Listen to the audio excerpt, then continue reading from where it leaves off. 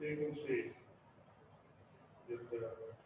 Zoom యాప్లో ఆన్లైన్లో ఒకవేళ ఎవరైనా కూర్చుంటే కూర్చొని దేవుని వాక్యం ప్రార్థన కొరకు ఏమైనా ఆశపడి కూర్చుంటే వాటిని కూడా ప్రభువు పరిశుద్ధ నామములో మీకు అందరికీ కూడా శుభములు తెలియజేస్తున్నాం. ప్రేమలు కూడా తెలియజేస్తున్నాం.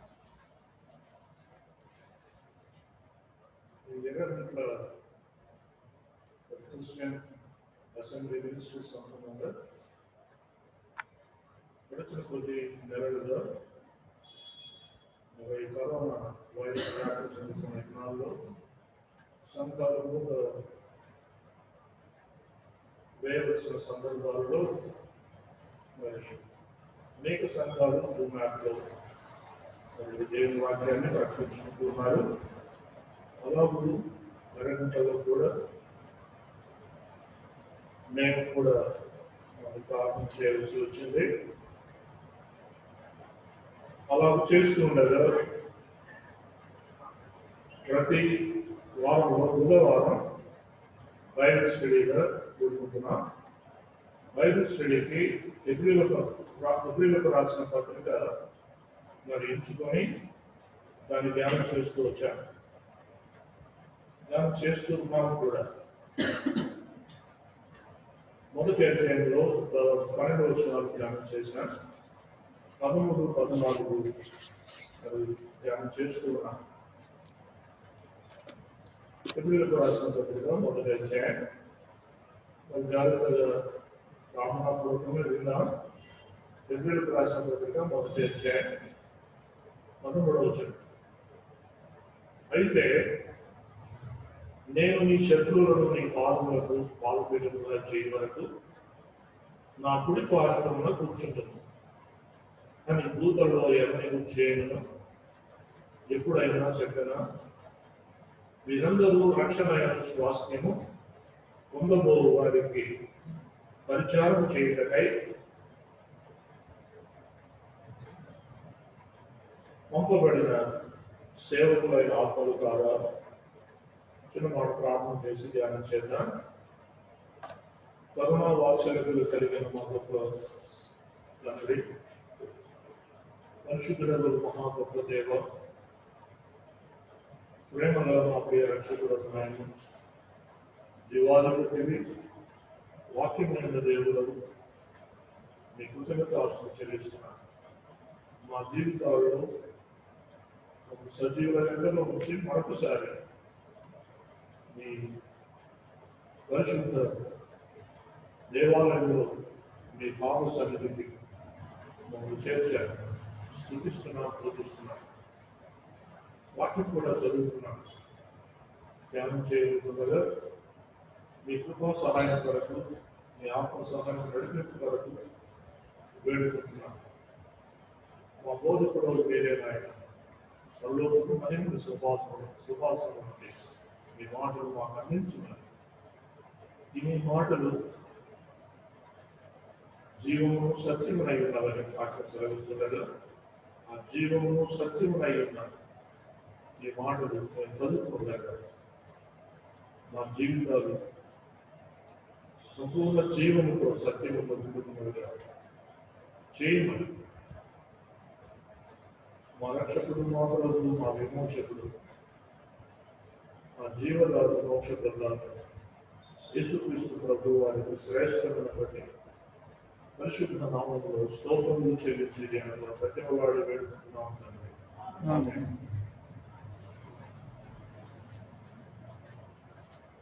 లోకములకు ప్రియులారా, 13, 14 వచనాలు మనం చదివాను. 13వ వచనంలో మరి ఈ హెబ్రీ గ్రంథకర్త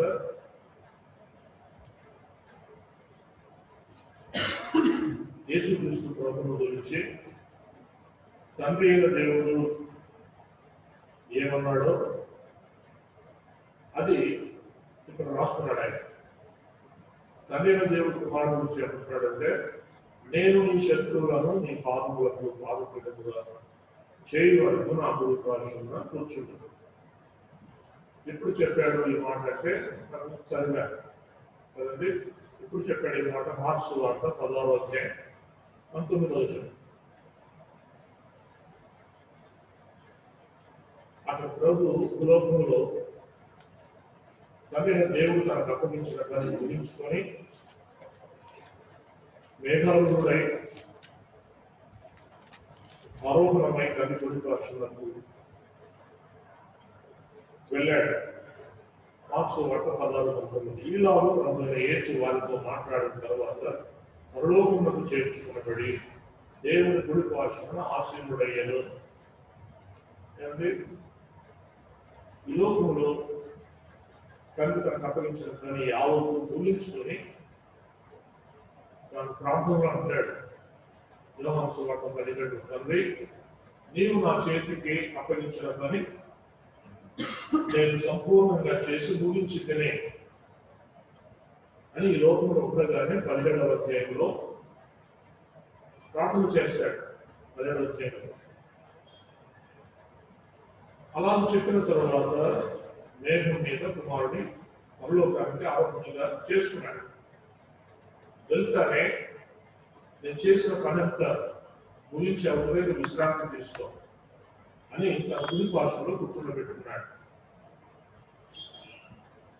ఎంతవరకు ఆ విశ్రాంతి అంటే, నేను నీ శత్రువులను నీ పాదములకు పాదపీఠముగా చేయి వరకు అంతవరకు విశ్రాంతి తీసుకున్నాను. కుడి పార్శ్వలో కూర్చొని 33 సంవత్సరాలు కష్టపడ్డా, భూలోకానికి వెళ్ళి శ్రమపడ్డా, భరించాను.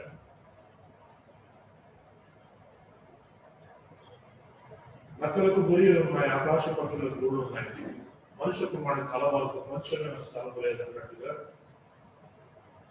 ఆయన ఈ లోకములో ఒక పేదవాడుగా, దీనుడుగా, దాసుడుగా, రిక్తుడుగా, దరిద్రుడుగా, అందరి చేత తృణీకరింపబడిన వాడుగా, చివరిగా శిలువలో కుట్ర చేసి వారు చంపడం ద్వారా చనిపోయాడు. అనేక శ్రమలు, బాధలు, అవమానం, ఎంతో హింస అనుభవించాడు.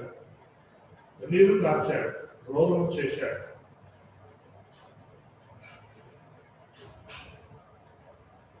దీనంతా గురించి ఆయన మన పాపముల కోసమై మన పాపములను రాము మీదకి ఎక్కి మన పాపములను రాము మీద మోసిపోలేదు అని పేతురు పత్రికలో మనం చదువుతారు.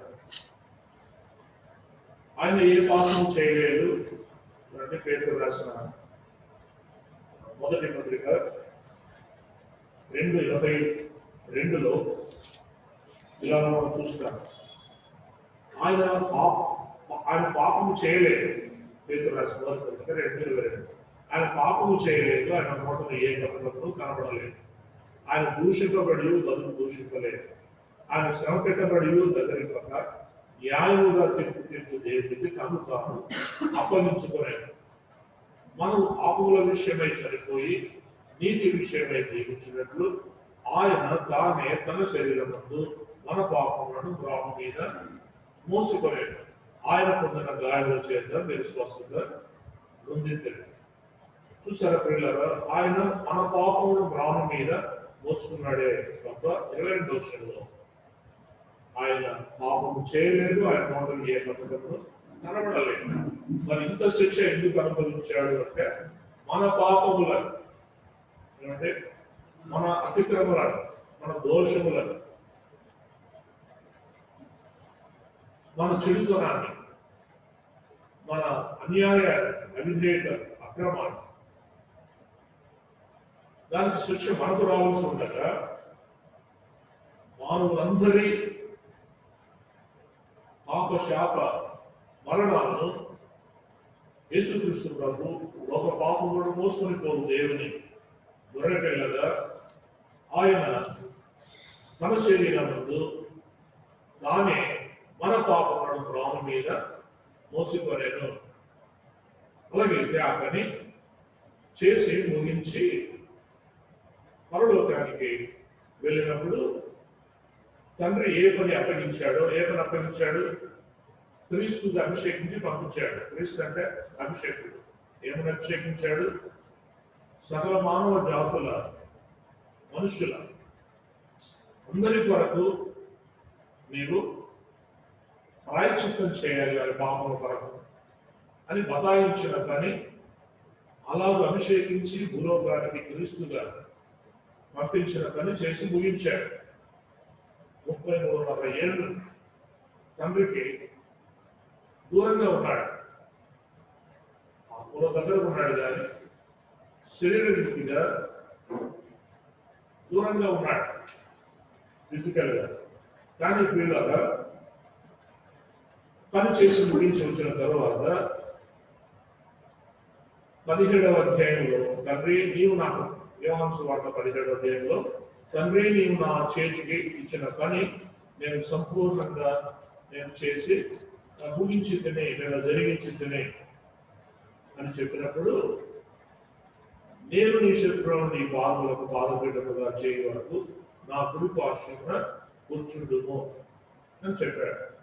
అలాగే ప్రియులారా గమనించండి, మరి పని పూర్తి చేసి పరలోకానికి వెళ్ళాడు ఆయన. మనము కూడా ఈ లోకం ఎవరికి శాశ్వతం కావాలంటే దేవుడు మనకు అప్పగించిన పని ఈ లోకంలో ముగించి పరలోకానికి వెళ్ళాలి. ప్రతి వానికి పని ఉంది.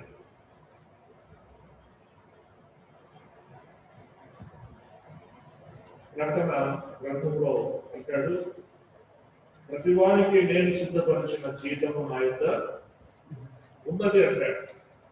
అలాగూ కొరింథీయులకు రాసిన 2వ పత్రికలో కూడా మరి 5వ అధ్యాయంలో కూడా మనం చూస్తాం. ప్రకటన గ్రంథం చివరి అధ్యాయం 12వ వచనం.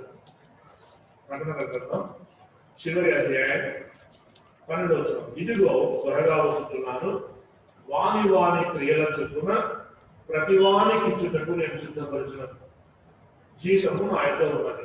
అంటే ఆ ప్రతి వానికి ఇచ్చుటకు అనే మాట గమనించాడు.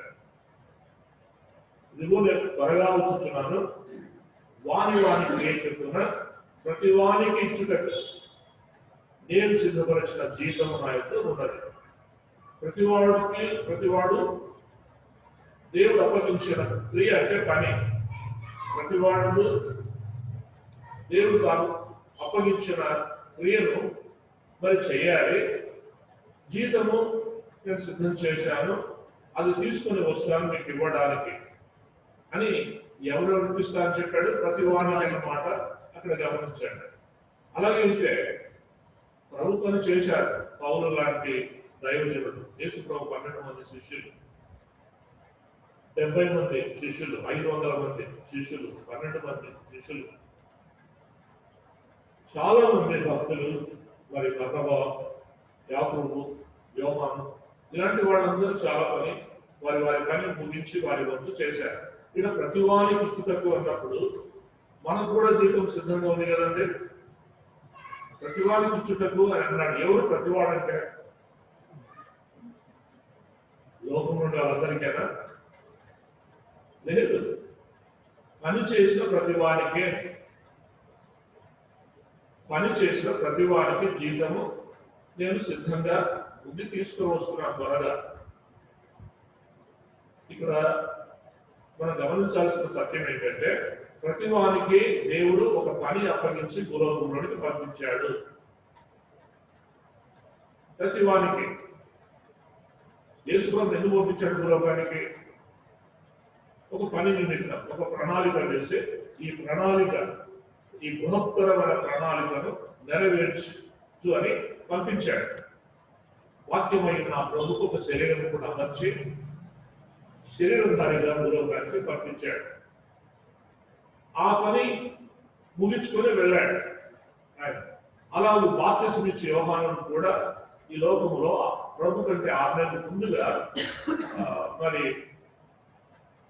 ప్రభు మార్గాన్ని సిద్ధపరచడానికి, ప్రభు మార్గం సరళం చేయడానికి బాప్తిసం ఇచ్చి యోహాను పంపించాడు 6 నెలల ముందుగా.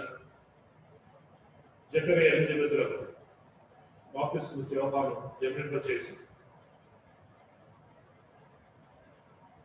ఇంకో దేవుని యొద్ద నుండి పంపబడిన ఒక మనుషుడు ఉన్నాడు, అతని పేరు యోహాను అని కూడా చదువుతున్నాం. అతని తల్లిదండ్రులు జకరియా ఎలిజబెతులు. అలాగే మనందరికీ కూడా ప్రతి వారికి తల్లిదండ్రులు ఉన్నారు. తల్లిదండ్రులకు లేదా మనకు తల్లిదండ్రులైన వారు కూడా వారి తల్లి గర్భములోనికి పంపించిన వాడు దేవుడే. నిన్ను నన్ను మన తల్లి గర్భములోనికి పంపించిన వాడు దేవుడే. దేవుని యొద్ద పంపబడిన మనుషులకు, మనకు దేవుని ఇచ్చిన పిల్లలకు కూడా దేవుని యొద్ద నుండి పంపబడిన మనుషులే మన పిల్లలు కూడా, మనము కూడా. అలాగే ఎందుకు పంపించాడు భూలోకంలోనికి? ఒక పని మీద పంపించాడు. ఆ పనికి జీవితం కూడా సిద్ధం చేస్తున్నాడు చెప్పాడు. ప్రతి వారికి వారి పని చెప్తున్నా అనే మాట మనం చూస్తున్నాం. మరి ఏం పని ఇచ్చాడు దేవుడు మనకి అనేది ఏమైనా ఆలోచన ఉందా మనకి? చేస్తున్నామా కానీ ఏమన్నా?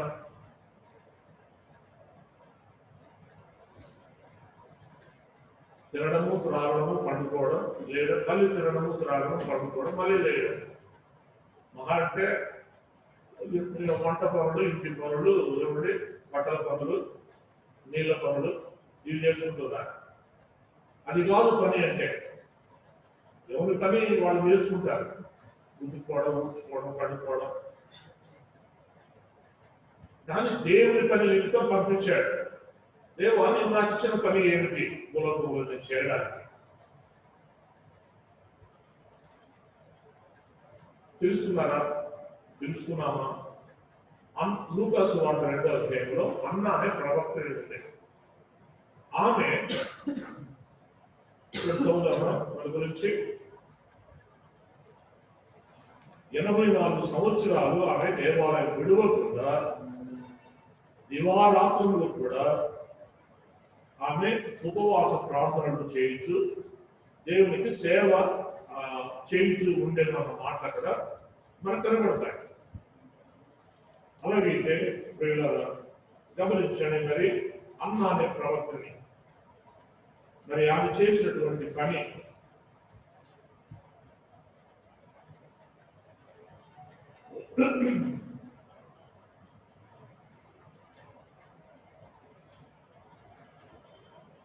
రెండవ అధ్యాయం లూకా సువార్త 2:36. మరియు ఆషేరు గోత్రికురాలును పనూయేలు కుమార్తెయుడైన అన్న ఆమె ఒక ప్రవక్త్రై ఉండేది. ఆమె కన్యాతో మొదలు 7 ఏళ్ళు పెళ్లితో సంసారం చేసి, ఎన్నేళ్ళు సంసారం చేసిన భర్తతో? 7 ఏళ్ళు పెళ్లితో సంసారం చేసి బహుకాలము గడిచినదై 84 సంవత్సరములు విధవరాలైంది. దేవాలయము విడువక ఉపవాస ప్రార్థనలతో రేయింబగళ్ళు సేవ చేయించు ఉండేను. ఏం చేస్తున్నా? 84 సంవత్సరాలు విధవరాలుగా ఉండి దేవాలయం విడవకుండా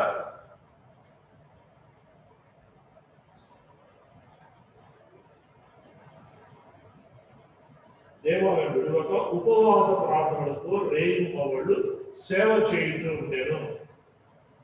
ఆమె కూడా ఆ గడియలోనే లోపలికి వచ్చి దేవుడు కొనియాడి యెరూషలేములో విమోచన పరిపెడుతున్న వారందరితో ఆయన గురించి మాట్లాడుతూ ఉండేను. దేవాలయానికి వచ్చిన వారందరితో కూడా ఆమెతో మాట్లాడుతుందట. 84 సంవత్సరాలు దేవాలయం విడవకుండా ఉపవాస ప్రార్థన చేయించు రేయింబగళ్ళు సేవ చేయించు ఉండేను. దేవాలయం నుంచి బయటకు పోలేదు 84 సంవత్సరాలు. కానీ ఆమె గురించి మాట సేవ చేయించు ఉండేను. ఒకవేళ ఇక్కడ కూర్చున్న సహోదరి అనొచ్చు, నేనేం సేవ చేయాలి, మేమేం పని చేయగలం? అంటూ నమ్ముతారా? బట్టలు పుట్టుకుంటారా? ఇల్లు కడుక్కుంటారా? చూసుకుంటారా? అది చేత అవుతుంది, చేత కదా? దేవుని గురించి మాట్లాడలేరా? సువార్త చెప్పలేరా? దేవాలయంలో తీయకుండా ఉంటే ప్రార్థన చేయలేరా? నా మందిరము సమస్త జనులకు ప్రార్థనా మందిరము అనబడదు అన్నాడు. ఏరండి ప్రార్థనా పనులు కూడా? వారంలో ప్రార్థన కూటానికి కూడా దుమ్మా పడతారు. ఏమి ప్రార్థనా పనులు ఇక్కడ? అన్నాలాంటి ప్రార్థనా పనులు ఉన్నారా? బయటికి వెళ్ళి ఒకవేళ బజారులో కూడా సువార్త చెప్పలేకపోవచ్చు. దేవాలయంలో ఉండి ప్రార్థన చేయించుకొని అన్నానే ప్రవక్తి ఇలాగా. అది సేవని పరిశుద్ధాత్మ దేవుడు రాయించాడు. సేవ చేయించుకుంటే ఆమెకు కూడా జీవితం తీసుకుని వస్తాడు ప్రభు చెడు. ఆమెకు కూడా,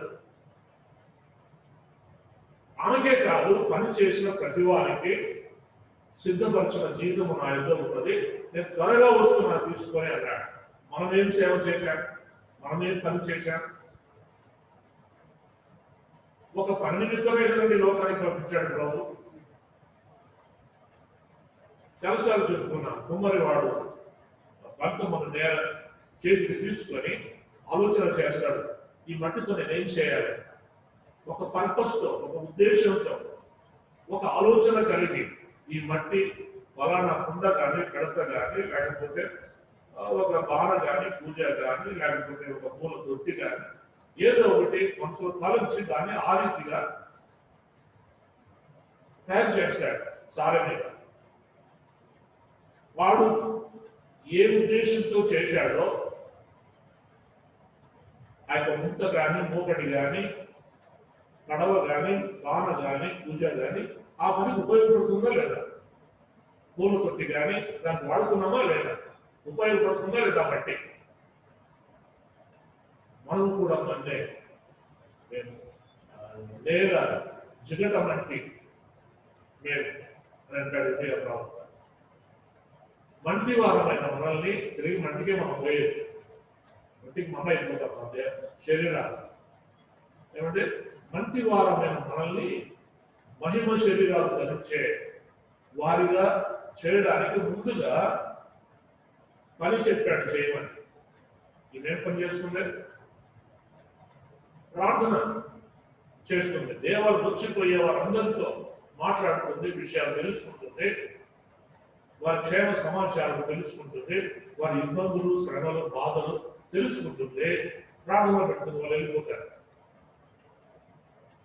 ఆమె ఒక పని చేస్తుంది. మరి మనం ఎందుకు చేయకూడదు? కానీ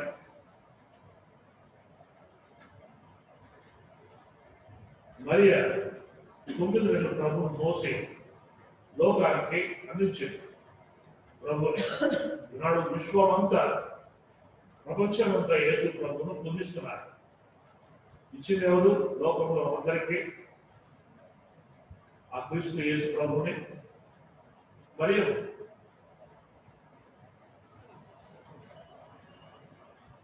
అలాగా ఆ కుమారుని అనేకులకు అందించారు పౌలు, పేతురు, ఇంకా అయ్యేవారు. చెరసాలలో ఉండి కూడా పౌలు ఏమంటే అనేక మంది ప్రభుత్వ శిష్యులు తయారు చేశాడు. ఎపఫ్రోదితుడు కానీ, ఒనేసిమును కానీ జైల్లో ఉండే పని చేశాడు. ఆయన ఆత్మలు సంపాదించాడు. చెరసాలలో ఉండి ఆత్మలు సంపాదిస్తే ఏమంటే బయట స్వతంత్రంగా తిరుగుతున్నామా? మనం ఆత్మలు సంపాదించకూడదా? లెక్క అడగరా దేవుడు? ఒక్క ఆత్మనే సంపాదించామా? గుడ్డి చేతులతో పోతా.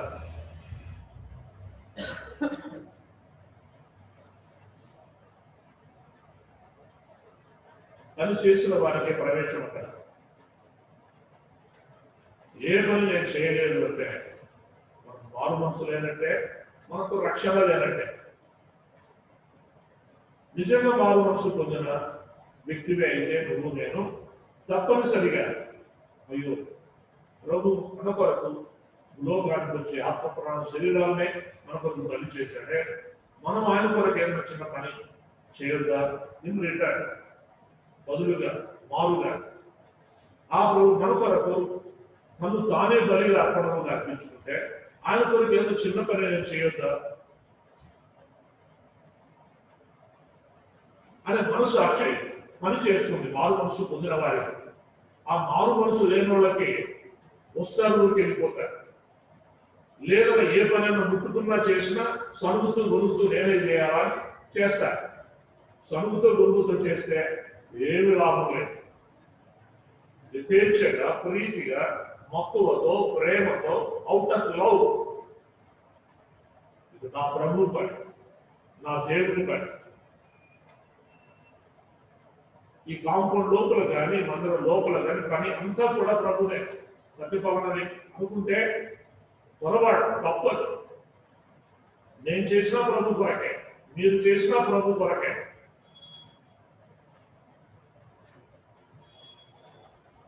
చేస్తున్నామా? ఈరోజు నేను దేవుడి దగ్గర కలిసేద్దాం. ఆ పిల్లలు నిద్ర లైట్ నిలబెట్టాను. నిద్రే ఒక 10-15 రోజులు అయింది చెప్పలే, రాలేదు, చేయలేదు, ఫోన్ చేస్తే పలకడం లేదు. విసుగు వచ్చింది, చెప్పి విసుగు వచ్చింది. ఎత్తనవుతాడు కనీసం ఫోన్ ఎత్తి మళ్ళీ బాధ అంటాడు. ఆ ఎలక్ట్రీషియన్ కూడా బాధ అని చెప్పింది. జీతాలను సార్ అంటాడు. బాధ చెప్పండి బాధ అంటాడు.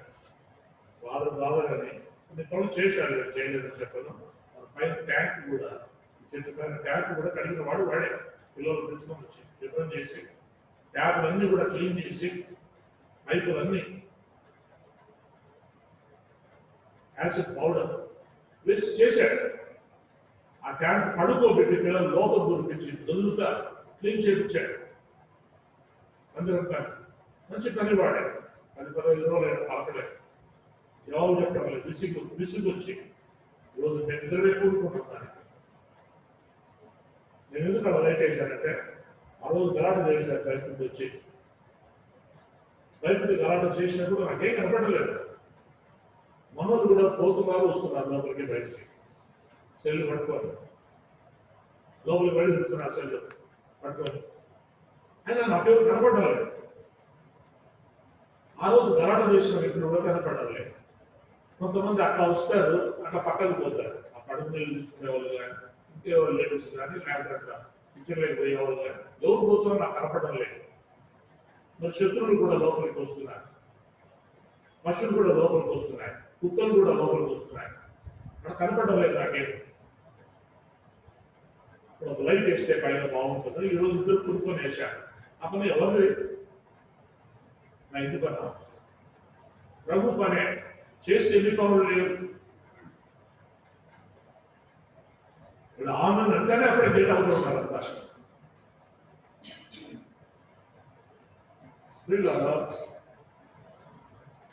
నేను ఒక మాట చెప్పానండి, ఏంటంటే ఆ ఎలక్ట్రీషియన్తో ఆ లైట్ పని చెప్పడానికి విసిగిపోయాను నేను. రింగ్ అవుతుంది, ఎక్కడెత్తాడు, చాలా విసుగు వచ్చింది నాకు. సరే ఏం చేస్తామో అనిష్టం సరే, లేకపోతే లేదు. నేను అవరణం రోజు కానీ ప్రియులు అలా అక్కడ నేను ఒక మాట చెప్తున్నా. ప్రభు పని చేయమని, తన పని చేయమని నిన్ను లోకానికి పంపించినప్పటి నుండి, లేదా నీవు రక్షింపబడిన రోజు నుంచి, నిజంగా రక్షింపబడి ఉంటే మార్పు వస్తుంది, ఆ రోజు నుంచి ఈ రోజు వరకు నీకేం పని చేయమని చెప్పడం లేదా ఆయన నీకు నాకు? ఆయన కూడా విసిగిపోతున్నాడని చెప్తున్నాయి. ప్రభు కూడా ఈ లోకంలోనికి తల్లి గర్భంలోనికి పంపించిన మనము ఒక పని నేను ఇప్పుడే అనుకున్నాక కుమ్మరివాడు ఒక పాత్ర చేస్తే పలానా పనికి ఉపయోగపడాలని, అంతకంటే ఒక పాత్ర చూడండి. తిమోతి రాసిన పత్రిక 2వ పత్రిక 2వ అధ్యాయం.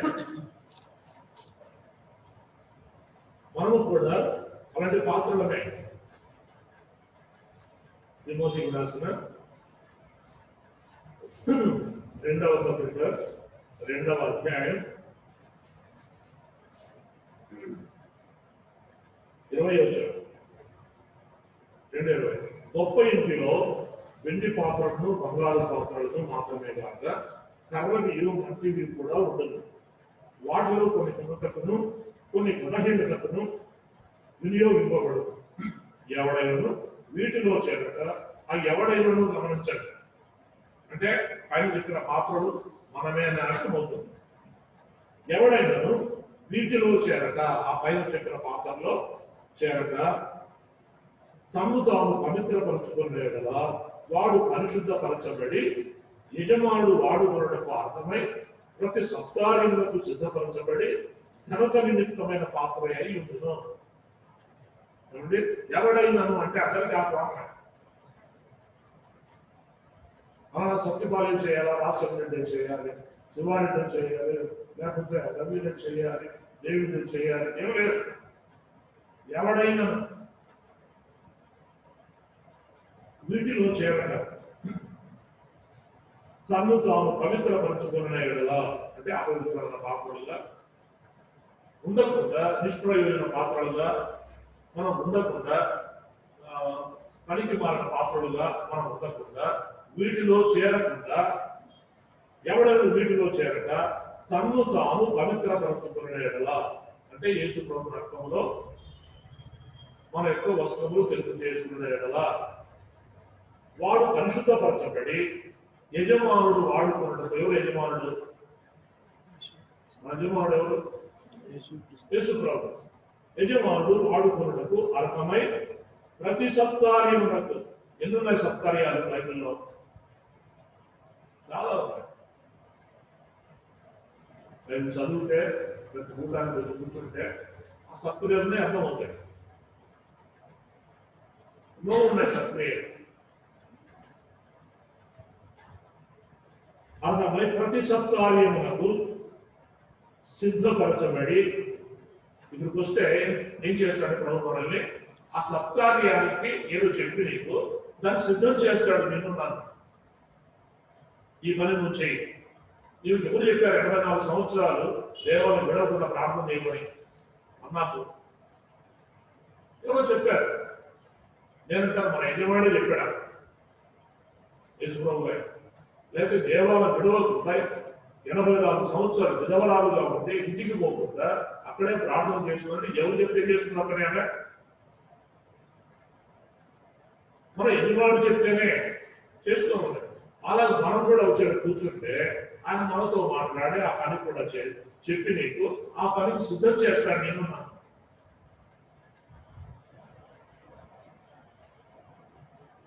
పరిశుద్ధపరచబడి యజమానుడు వాడుకున్నటకు అర్హమై ప్రతి సత్కార్యముకు సిద్ధపరచబడి ఘనత నిమిత్తమైన పాత్ర అయి ఉండును. మనమందరం పాత్రలే.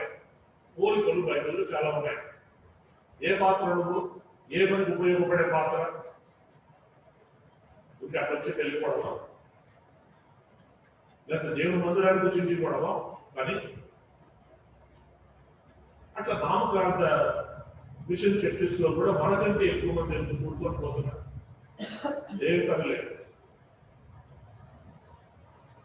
సిఎస్ఐ కానీ, ఎస్ఐ కానీ, పెట్టుకోవచ్చు చర్చి కానీ, లేకపోతే శిలోం పెట్టుకోవచ్చు కానీ, లేకపోతే మరి మోసన్న కానీ, ఏసన్న చర్చెస్ కానీ, లక్ష్యం చర్చెస్ కానీ చాలా మంది మనకంటే గుంపులుగా మందిరానికి వచ్చి వెళ్ళిపోతున్నారు. ఏం పని లేదు.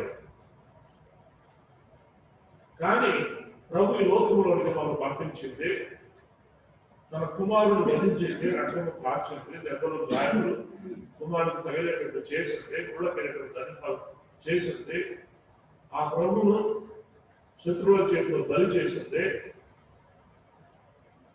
నీ కొరకే, నా కొరకే, మనం ఆ రక్తంలో కడుగుబడి ఒక పని చేయడానికే. యేసు ప్రభు కూడా పని చేయకుండా మనకు చెప్పడం లేదు మాట. ఆయన వచ్చి తన పని చేసి ముగించుకొని 33 సంవత్సరం ఆ పని ముగించుకొని, తండ్రి నీవు నా చేతికిచ్చిన పని నేను చేసి ముగించేటనే నాలో రైతాన్ని పక్కన వచ్చి, నేను నీ శత్రువులను చంపారు కదా, నిన్ను అసహించుకున్నారు కదా, ఎగిలి మూశారు కదా, ఏమంటే అవమానపరిచారు కదా, నేను దయ్యం అని అన్నారు కదా, దయ్యం అధిపతి నేను అన్నారు కదా, ఎవరెవరు ఏమన్నారో నేను నీ శత్రువులందరినీ నీ పాదములకు పాదపీఠముగా చేయి వరకు లేదు. నేర్పించడం తెచ్చుకోలేదు. విను, బాగుపడ్డా. మీ అంత వయసులోనే సమూయేలు శిరోమణంలో దేవుని పని చేస్తున్నాడు. నువ్వేందో బప్పం తీసుకుంటా పెళ్లి చేసుకుంటా. వినండి, బాడీ పెరిగి మైండ్ ఆప్షన్ లాగా ఉంటే ఎవరికేం ప్రయోజనం. నేను చెప్పిన మాటలు లోపలికి తీసుకుంటే మనసులోకి హృదయం ఫలం మీద రాసుకుంటే, లేదా మనిషి నేల అనే హృదయంలో ఈ వాక్యం అనే విత్తనాలు నాటు ఉంటే 30 రోజులుగా 100 ఫలిస్తాను.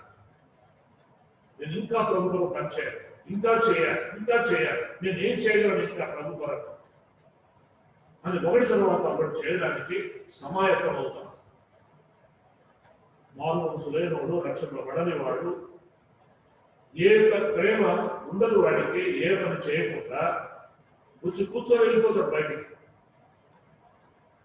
కూర్చొని ఆమె అడగముందే కొంతమంది, ఆరాధన అయిపోయిన కొంతమంది, సగము కూటములో కొంతమంది పూర్తిగా కూర్చోకుండా కూడా వెళ్ళిపోతారు. ఎందుకు వస్తారు, ఎందుకు పోతారో నాకు తెలియదు. వచ్చిన ప్రభుత్వం కొంత పని చేస్తామని అనుకో, ప్రతి వాడు పని చేయాలని మనం చదువుతున్నాం.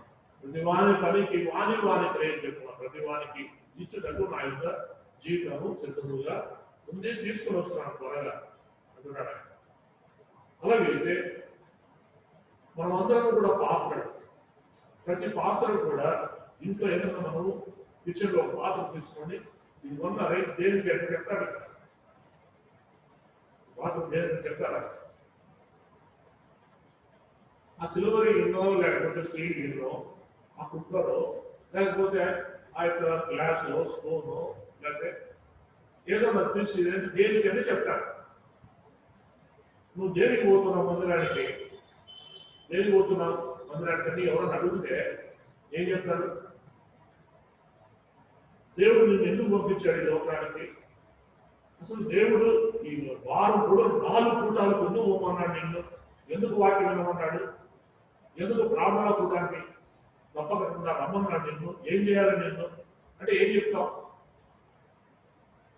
ఇంట్లో ఏదైనా వస్తువు పట్టుకుంటావు, కింద పాత్ర పట్టుకుంటే చెప్తావు పనికి మమ్మల్ని పాత్ర. వీళ్ళు అలా మనం పని చేయొద్దా? ప్రభు మన డబ్బులు అడగడం లేదు, పెట్టుకో. ప్రభు మన డబ్బులు అడగడం లేదు, మనల్ని అడుగుతున్నాడు, పాత్రుడుగా నాకు పని చేయండి. నేను డబ్బులు ఇస్తాను, కానుక ఇస్తాము, లేదా గడియారం ఇస్తాము, ఇది గంట ఇస్తాము, ఈ ఫ్యాన్ ఇస్తాము, ఈ యాంప్లిఫైర్ ఇస్తాము, మేమేం పని చేయాలి? అవి నువ్వు నేను ఈకపోయినా వస్తాయి, అద్భుతంగా వస్తాయి. మనమందరం ఏం అవసరమో లేదు తెలుసు, ఇస్తాడు. ఆ అమ్మ చెప్పింది పొద్దున ఆయన లేని వస్తువు లేదు. ఒకవేళ 5 ఎకరాల్లో ఓపెన్ మీటింగ్ చేయాలంటే ఏమేమి కావాలో పిఎస్ సిస్టమ్ అన్నీ ఉన్నాయి. ఇంతెత్తు 4 ఎత్తు బాక్సులు ఉన్నాయి, స్పీకర్ బాక్సులు. అప్పుడప్పుడు ఆ చర్చిలో పెడతా ఉంటాడు. నేను పోయి ఈ చర్చిలో క్యాన్సర్ చర్చిలో పెద్ద బిల్డింగ్ చేస్తూ ఉంటాడు. ఎంత దూరమైనా పోతాయి స్పీకర్. అట్లాంటివి చాలా పెట్టాడు. యాంప్లిఫైర్లు దీని మీద ఒకటి, దీని మీద మరొకటి, దాని ఒకటి, 3 పెట్టే ఫ్యాన్ దగ్గర పెట్టాడు. దీన్ని ఆపుకుంటాడు యాంప్లిఫైర్. ఈ వస్తువు లేదు చెప్పడానికి లేదండి, వాయిద్యాలు అయితే అన్నీ ఉంటాయి. కానీ లేకపోతే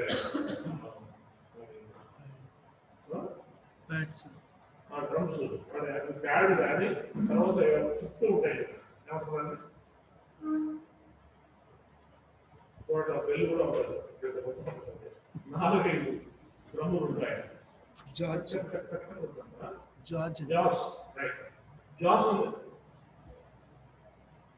రిథమ్ ప్యాడ్ ఉంటాయి, పెద్ద ఆరుగం, ఇంత పెద్ద ఆరుగం ఉంటాయి. పాటలు పాడే కడుపులు ఉండాలి. ముగ్గురు వాయిద్యాలు వస్తారు. మనకంటే చిన్నదే చెప్తే, మనకంటే చిన్నదే. వచ్చే వారంతా ఎవరు ఎంప్లాయీస్ లేదు, అందరూ పేదదారులు, అందరూ పాకి పని చేసుకునే వాళ్ళు, లేకపోతే ఉన్నారు. ఎవరు అందరికన్నా రవి ఉన్నాడు గవర్నమెంట్ ఉద్యోగి, మిగతా వాళ్ళందరూ కూడా ఆడ ఒక రవి కూడా లేన్నాడు. ఎన్ని సంపాదించాడంటే తర్వాత అక్కడ అందరూ పెట్టి ఆ పైన పెట్టాడు స్పీకర్లన్నీ వాడుకోకపోయాడు. సో వాడికి గోడ పెట్టాల, మనం పెట్టట్టు పెట్టాడు. వాడుకోకుండా పెద్ద పెద్ద ఉన్నాయి, చుట్టూ అడగలు పెట్టి వెనక పెద్ద అడగ పెట్టి ఆడ గడియారం కింద పెద్ద అడగ పెట్టి మందు పెట్టాడన్నీ. ఎక్కడానికి మళ్ళీ ముచ్చాను కూడా ఉన్నాడు. ఏం ముచ్చాను? అల్యూమినియం ముచ్చాను లేదు, మామూలు వెదురు బొమ్మతో చేసిన ముచ్చాను కాదు. పెద్ద పెద్ద షాపులలో అల్యూమినియం లాడర్స్ వేసుకొని పైకి ఎక్కి చీరలు బట్టలు తీసుకున్నాడు. అలా ముచ్చడం కూడా ఉంది అక్కడ. నేను ఎందుకు చెప్తున్నానంటే వీళ్ళు దేవుడు తనకు కావలసినవి మన బిడ్డకు సేవ చేస్తుండగా పరికరాలు కావలసినవి అన్నీ కొనిస్తాడు. మనకంటే పెద్ద సామర్థ్యం ఉన్న, ఆర్థిక సామర్థ్యం ఉన్న చర్చ కాదు.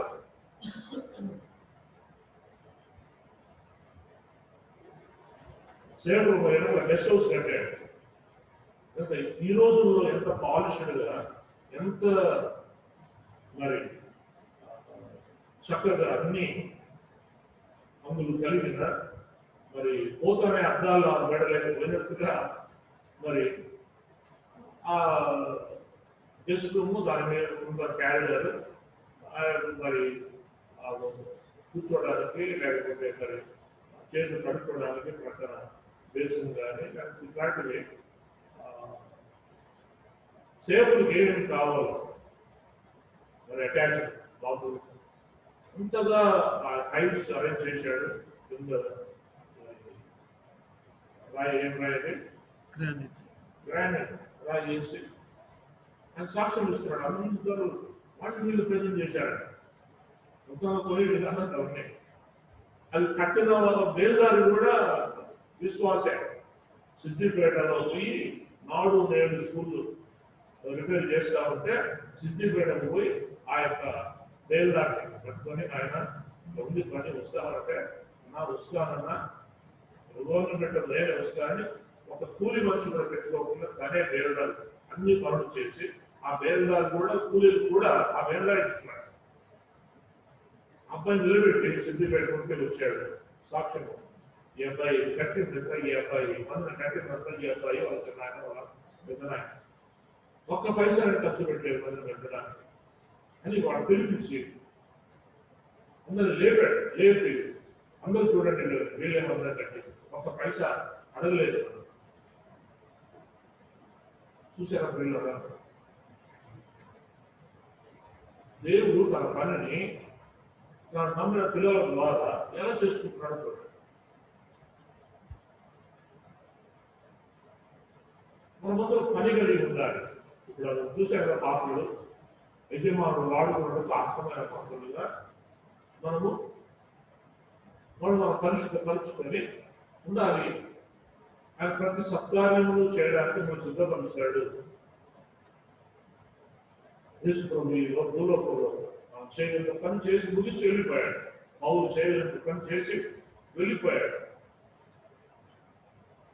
ఇంకా భక్తులు ఎంతో మంది చేయని పని చేసి వెళ్ళిపోయారు.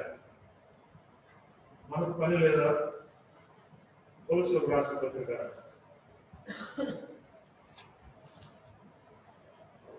1వ అధ్యాయం 24వ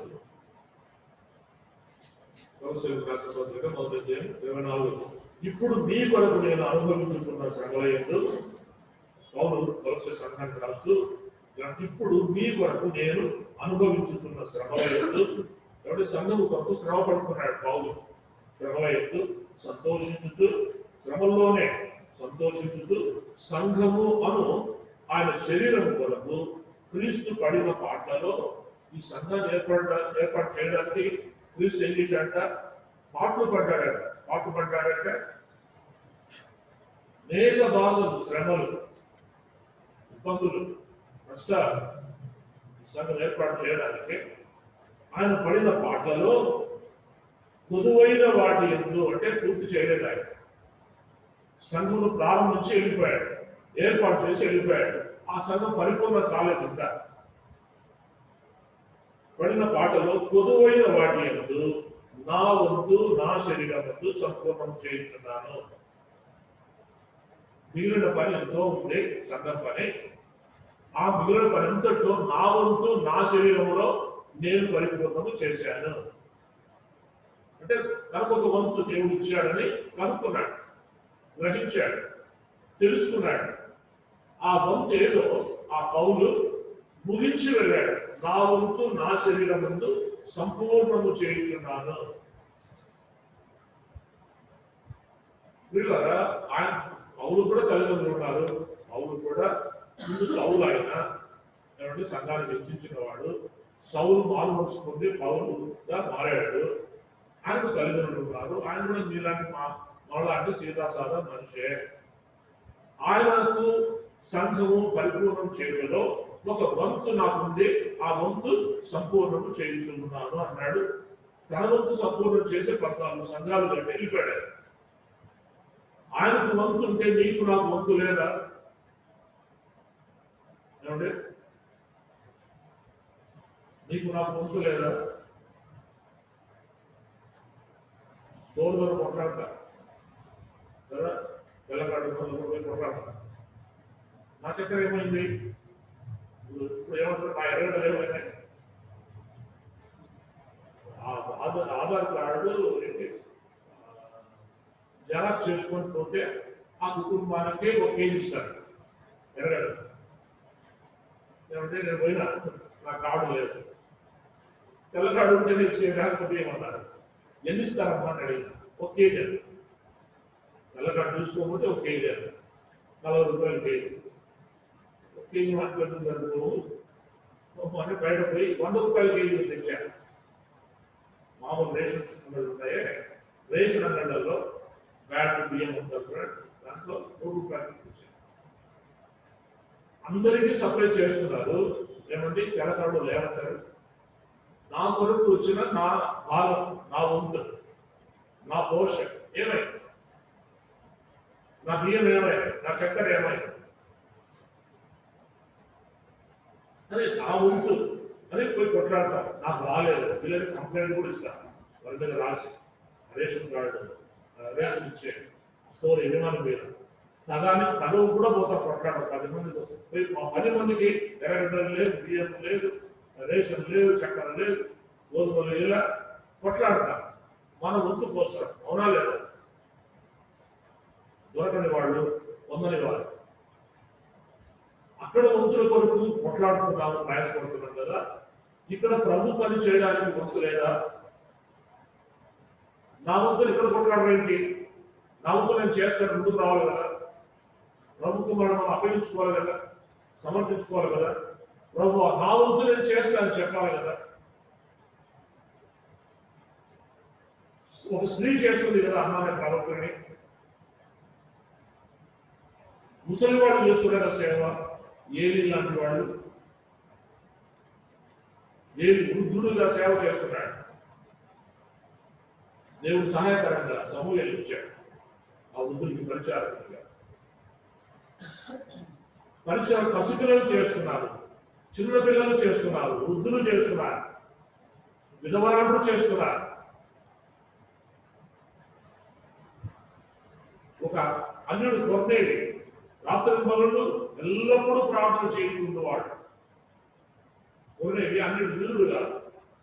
యేసు ప్రభు కూడా తెలుగు కరెక్ట్, కానీ యూదుల మతం తెచ్చి రాత్రి పగలు ఎల్లప్పుడూ ప్రార్థన చేయించుకున్నవాడు. దేవుడు యూదులందరి మెట్టు పొందుకున్నవాడు. ఎంతమంది సేవ చేస్తున్నారంటే మనము అందరికీ డ్యూటీ వేయాల్సి వస్తుంది. ఆ డ్యూటీ వేసినా నాకు చదువు రాదు ఒకరు, నేను చదవలేదు అని ఒకరు, ఆ రోజు నాకు పని ఉంది, ఆ రోజు నాకు పెళ్లి ఉంది, ఆ రోజు నేను హైదరాబాద్ పోతున్నా చెప్పి సాగు. నీ పని కాదు, నీ బదులు ఎవరు పెట్టాలి? మీ అమ్మలో మీ నాయనలో పంపించాలి. అప్పుడు నువ్వు చేయలేవంటే అయితే మీకు ఎవరున్నారో వాళ్ళు పంపించాలి.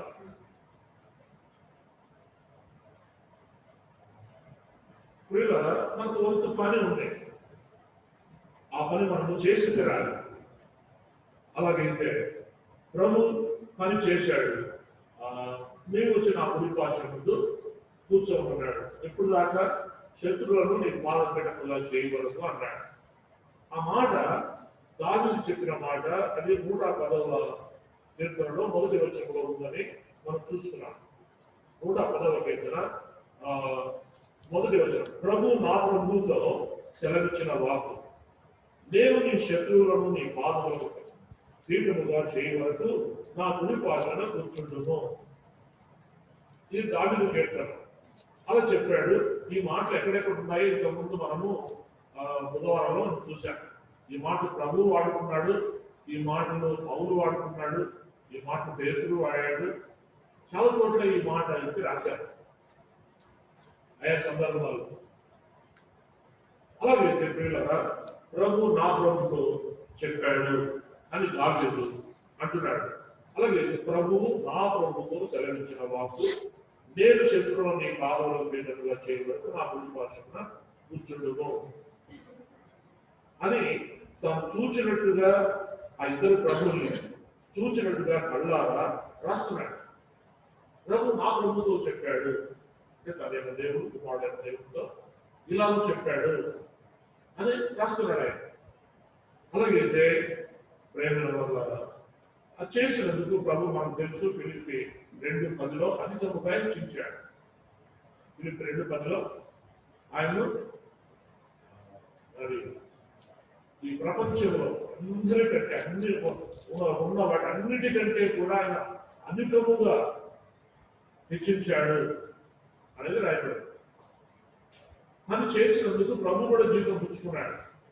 చూడండి, ఫిలిప్పి 2:10 మనం చాలాసార్లు ఉండలేము కానీ, కాబట్టి మనం మనసు పెట్టాం కదా, ఉద్యోగాల మీద, చదువుల మీద, ఇంటి పనుల మీద, లేకపోతే ఇల్లు వాటిల మీద మనకు ఎక్కువ మనసు ఉంటుంది. కానీ దేవుడు వాక్యం మీద మనకి ఎంత ఎక్కువ ఉండదు. ఒకవేళ నిన్న కూడా చదివిన మర్చిపోతుంటా. 2:10 9 కలిసి ఉన్నాయి. అందుచేతనంటే నువ్వు తగ్గించుకొని మరి మాను రక్షించే ఆ శిలువ కార్యం, ఆ మనం దొంగ చేసావు కదా. అందుచేతను 9వ ఫిలిప్పి 2:9 అందుచేతను పరలోకం ఉన్న వారిలో కానీ, పరలోకం ఎవరున్నారు? దూతలు, పరిశుద్ధులు, కోట్ల కొలత దూతలు, తెలుగులు, శరాబులు, మహాభూతులు, 24 పెద్దలు, పరిశుద్ధులు ఎంతోమంది ఉన్నారు. పరలోకం ఉన్న వారిలో కానీ, భూమి మీద ఉన్న వారిలో కానీ, భూమి క్రింద ఉన్న వారిలో కానీ ప్రతి వారి మోకాలు యేసునామములో ఉంటున్నట్లు, ప్రతి వారి నాలుగు నేను దేవుడి మహిమాత్మై యేసుక్రీస్తు ప్రభువుని ఒప్పుకున్నట్లు, దేవుడు ఆయనను అంటే మన ప్రభువుని అధికముగా హెచ్చించి, ప్రభుడి భాషను గుర్తును పెట్టుకోవడం మాత్రమే కాకుండా అధికముగా హెచ్చించి ప్రతి నామమునకు పై నామమును ఆయనకు అనుగ్రహించాను. ప్రతి నామమునకు పై నామము, అంతకంటే గొప్ప నామము లేదు. ఏమంటే ఆయన అధికముగా హెచ్చించి అని చూస్తున్నారు. అక్కడెక్కడ పరలోకంలో ఉన్న వారిలో కానీ, భూమి మీద ఉన్న వారిలో కానీ, భూమి క్రింద ఉన్న వారిలో కానీ అందరికంటే అధికముగా హెచ్చించాడు ఆయన. అది చూడకుండా 1000వ రాజ్యం, 1000వ రాజ్యంలో యెరూషలేములో ఆయన ఒక చక్రవర్తిగా ఆయన సింహాసనం వేసుకొని సకల రాజ్యాలను కూడా పెట్టేసి, ఆ రాజులను, ఆ భూరాజులను, భూపతులందరినీ కూడా నాశనం చేసి, ఆ సైన్యాన్ని కూడా చంపేసి, భూరాజ్యాలన్నీ కూడా ఏకం చేసి, భూరాజ్యాలన్నీ కూడా ఒక్కడే పరిపాలన చేస్తాడు 1000 సంవత్సరాలు. ట్రంప్ కొట్లాడతాడు కాబట్టి 4 సంవత్సరాల కోసం 4 సంవత్సరం చేశాడు, అయిపోయాడు. రేపు మాప తెలుస్తుంది ఆయన లేకపోతే ఇంకొక ఆయన ప్రత్యర్థులు అని తెలుసుకుంటాం. 4 ఏళ్ళు ప్రభుత్వాలు, మనది 5 ఏళ్ళు. ఇది సమయం ఉంటే ప్రతి సంవత్సరానికి చేస్తారు ముఖ్యమంత్రి. 1000 సంవత్సరాలు యేసు ప్రభు ఇదే భూమి మీద రాజులకు రాజుగా, ప్రభులకు ప్రభువుగా, దేవాది దేవుడుగా ఆయన పరిపాలన చేసేవాడిగా ఉన్నాడు. అది భూలోకంలో కంటే భూలోకంలో కంటే భూమి కింద ఉన్న వాటన్నిటికంటే ఆయన అధికముగా హెచ్చించి అంటే అదే. ఇప్పుడు కూర్చోబెట్టుకున్న పక్కలో నీ శత్రులందరూ నీ పాదములకు పీఠముగా చేయి వరకు కూర్చో.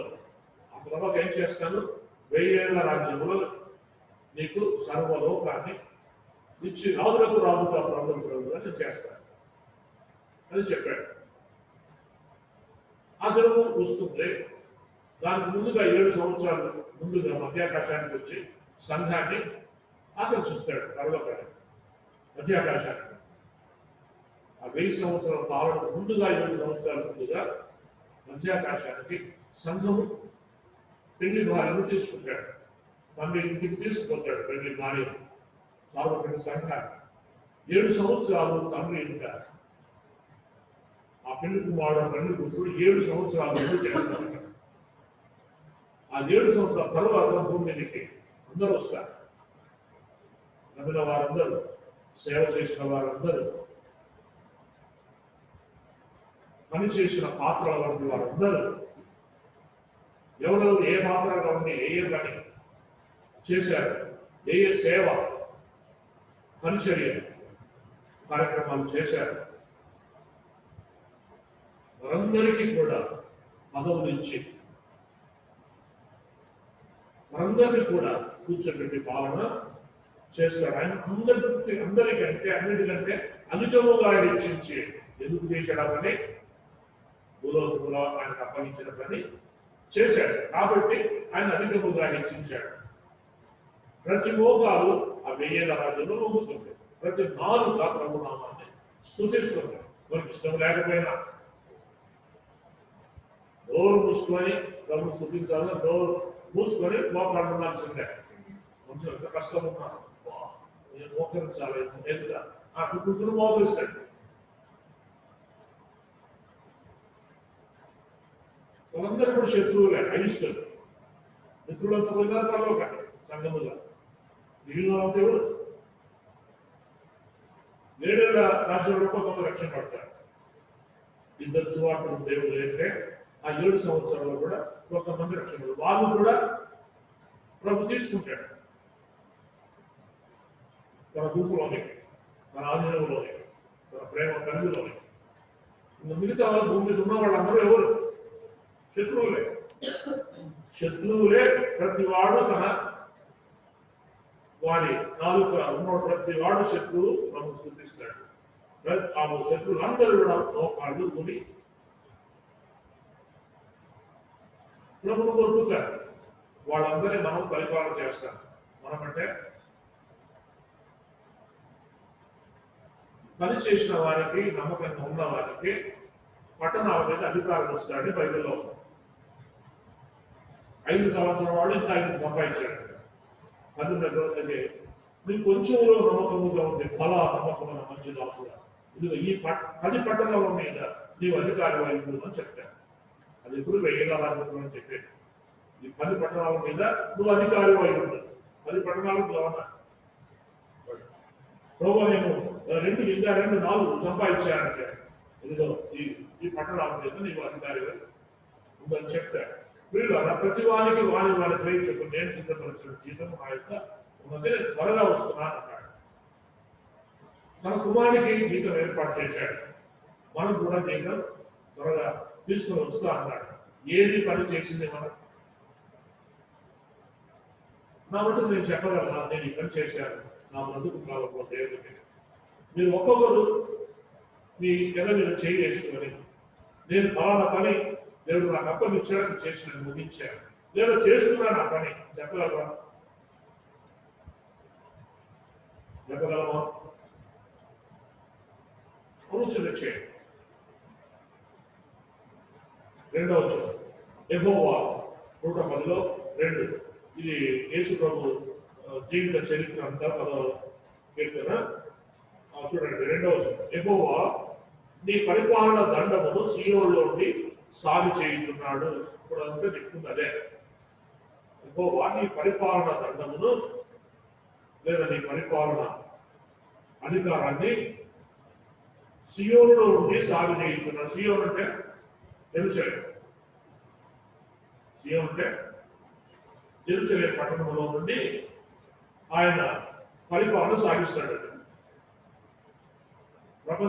అది ప్రపంచానికి నడిబొట్టు సీయోను. అక్కడ నుండి ఆయన తన పరిపాలన దండమును సాగ చేయించు ఉన్నాడు. ఇది 1000 ఏళ్లలో జరిగే పని. తర్వాత నీ శత్రువుల మధ్యను నీవు పరిపాలన చేయము. మరి దేవుడు చెప్తున్నాడు, కుమారుడైన ప్రభుకి నా పక్కలో కుటుంబాన్ని కూర్చుండుము, నీవు అధికారం సీయోనులో ఉండి సాగ చెయ్యి, ప్రారంభించు. నీ శత్రువుల మధ్యను నీవు పరిపాలన చేయి. ఎవరి మధ్య పరిపాలన చేస్తాడు? వేసుకోండి 1000 ఏళ్ళు. శత్రువుల మధ్య. చూడండి మాట, ఎవరి మధ్య పరిపాలన చేస్తాడు? శత్రువుల మధ్య. చదువుకోవడానికి ముందే చెప్పినాడు నీకు. ఏమంటే ప్రతి నాలుగుగా స్థుతిస్తూ ప్రతి మోకాలు పొందుతుంది. ఎవరు వాడు? శత్రువులే, భక్తులుగా. కాబట్టి 1000 ఏళ్ళు నీ శత్రువుల మధ్య నీవు పరిపాలన చేయము. ఈ ప్రవచనం ఇంకా నెరవేరలేదు. నీ శత్రువుల మధ్యము నీవు పరిపాలన, నీ శత్రువుల మధ్యము నీవు పరిపాలన చేయము. ఆనాడు ప్రభు సంఘం ఎత్తబడిన తరువాత 7 ఏళ్ళు పరలోకంలోనే ఉంటారు. సంఘం అంతా పెళ్లి కుమార్తె తిరిగి 7 ఏళ్ళ తర్వాత భూమికి వస్తారు. గొప్ప యుద్ధం జరుగుతుంది. తన ఇశ్రాయేలు పక్షంలో యుద్ధం చేస్తాడు. గురాలందరినీ చంపేస్తాడు. ఆకాశ పక్షులకు మాంసాన్ని విందుగా ఆ శవాలన్నింటినీ ఇస్తాడు. ఇంకా ఎవరు మిగులుతారు చెప్పండి? రాజులు పోయినా సైన్యం పోయింది, గుర్రాలు పోయినాయి, ఏనుగులు పోయినాయి, ఏ కాలుబలం సైన్యం అన్ని కూడా చచ్చిపోయినాయి. ఆకాశ పక్షులకు యుద్ధ లాంటి వాటికి ఆహారంగా పెట్టేశాడు ఆ శవాలన్నింటినీ. ఇది మిగిలింది ఎవరు? భూమి మీద ఒక రాజు లేడు, ఒక సైనికుడు లేడు. మిగతా ఎవరు భూమి మీద ఉండేది? ఇంకా ప్రజలే. ఎవరు ఆ ప్రజలు? శత్రువులు. కాబట్టి నీ శత్రువుల మధ్యలో నీవు పరిపాలన చేయము. ఎవరెవరు ఆయన కొట్టారో, తిట్టారో, బాధ పెట్టారో, ఏమంటే ఒక మాట చెప్పినాను. ఏం చెప్పాను? నేను విసిగిపోయాను లెక్కలు చెప్తాను చేయకపోతే. దేవుడు నీవు పుట్టినప్పుడు ఉంది, లేదా నీ కొత్త జన్మ వచ్చినప్పుడు ఉంది, నీవు రక్షింపబడినప్పుడు ఉంది, పని చేయమని ఎన్నిసార్లు చెప్తున్నాడు. మరి ప్రీతిగా, ప్రేమతో, మక్కువగా ఇంతకు నువ్వే యేసు తను తానే బలి చేసుకున్నాడు. అలాగే నువ్వు ఎవరో చెప్పే కాదు, నీకు నీవే ఈ పని చేస్తున్నాను నేను ప్రభు నీ కొరకు అని చేస్తున్నావా? చేశారా? చేయడం మనసుందా? సాగు చెప్పేవారు ఉన్నాం, నేపాల్ చెప్పేవారుగా ఉన్నాం, నా వల్ల కాదు అంటారా? ప్రతివాడు పని చేయాల్సి చేయకోకుండా దేవుడు ఎంత చెప్పినా విధేయత చూపించకుండా శత్రువులుగా ఉన్న వారందరినీ ఆయన లేపి మరి అందరినీ కూడా విలేచారు. 1000 ఏళ్ళు మన పాదపీఠం మీద ఉంచుకొని ఆయన పరిపాలన చేస్తాడు. మన పాదపీఠం మీద ఉంచుతాడు. రెండవ పునరుత్థానం కూడా జరుగుతుంది. అందరూ వేస్తారు. అలాగైతే నీ శత్రువుల మధ్య నీ పరిపాలన చేయండి. 3వ వచనం, యుద్ధ సన్నాహమున. ఈ మాటలు చూడండి, 12 కదా. నీ శత్రువుల మధ్య నీ పరిపాలన చేయకుంటే ప్రకటన గ్రంథం ఏమండి 20వ అధ్యాయం మొదటి 7 వచనాలు. ప్రకటన గ్రంథం 20వ అధ్యాయం మొదటి 7 వచనాలకు వివరణ ప్రకారం ఈ 110వ కీర్తన 2వ వచనానికి ప్రకటన 20వ అధ్యాయం మొదటి 7 వచనాలు చదువుదాం. మరియు పెద్ద సంఖ్యలను చేతబట్టుకొని అగాధము యొక్క తాళము చెవి గల ఒక దేవదూత పరలోకం నుండి దిగి వచ్చుట చూచింది. అతడు ఆది సర్పమును అనగా అపవాదియు సాతానును అను ఆ పెద్ద సర్పమును పట్టుకొని 1000 సంవత్సరములు వాడిని బంధించి, ఇప్పుడు వాడు పోయి ఉన్నాడు, భూమి మీద తిరుగుతా ఉన్నాడు. అప్పుడు వెయ్యి పట్టుకొని గొలుసులు తెచ్చాడు ఆయన. పెద్ద సంఖ్యలను చూసారా, మరి పెద్ద సంఖ్యలను చేత పట్టుకుని అగాధము యొక్క తాలపు చెవి గల ఒక దేవదూత పరలోకం నుండి దిగి వచ్చుట చూచి అతడు ఆది సర్పమును అనగా అపవాదియు సాతానును ఆ పెద్ద సర్పమును పట్టుకొని 1000 సంవత్సరములు వారిని బంధించి అగాధంలో పడవేసి ఆ 1000 సంవత్సరాలు వీడు ఉండడు. అగాధంలోనికి తాళాలు తెచ్చాడు పైనుంచి దేవుని దూత. ఆ తాళం ఆ అగాధంలో తెరచి ఈ సాతాను ఆది సర్పాన్ని గడ సర్పాన్ని దాంట్లో వేసి 1000 సంవత్సరాలు బంధిస్తాడు. బంధించి ఆ 1000 సంవత్సరాలు గడుచు వరకు ఇక జనములను మోసపరచుకుంటున్నట్లు, అంటే ఇప్పుడు ఏం చేస్తున్నాడు వాడు? దేవులను మోసం చేస్తున్నాడు. నేనే దేవుడు. ఏమంటే గంగమ్మ దేవి కృష్ణమ్మ దేవి అంట, ఏమంటే యమునా దేవి అంట, బతుకమ్మ అంట, ఎన్ని దేవతలు, ఎన్ని దేవుళ్ళు అండి. పట్టణానికి ఒక దేవుడు, గ్రామానికి ఒక దేవుడు, దీనికి ఒక దేవుడు, ఇంటికి ఒక దేవుడు, కొత్త కొత్త దేవుడు సృష్టిస్తారు. తెలంగాణ తల్లి కొత్త దేవుడు అలా సృష్టించి, అంటే అక్కడ సృష్టించాలంటే ఈ సాతాను వారిని మోసం చేస్తున్నాడు. నేనే దేవుడు, ఈ రాయే దేవుడు, ఈ చెట్టే దేవుడు, ఈ యొక్క ఆవే దేవుడు అని మోసం చేసి వాడిని మొక్కిస్తున్నాడు. ఆ 1000 సంవత్సరాలు గడిచే వరకు ఇక జనములను మోసపరచకున్నట్లు ఇన్నాళ్ళు మోసం చేస్తున్నాడు. ఆ రోజు వరకు కూడా మోసం చేస్తాడు. 1000 సంవత్సరాల రాజ్యం మొదలయ్యేటప్పుడు వరకు చేస్తాడు. తర్వాత వాడిని పట్టుకొని మోసపరుచుకున్నట్లు అగాధమును మూసి దానికి ముద్ర వేశాను. ఎవరు? దేవుని దూత. దేవుని దూత ముద్ర వేసిన తర్వాత ఎవరు తెరవలేదు. ఆ సాధారణ తెరవలేదు. ముద్ర వేసిన అటు పిమ్మట వాడు కొంచెము కాలం విడిచిపెట్టబడవాలి.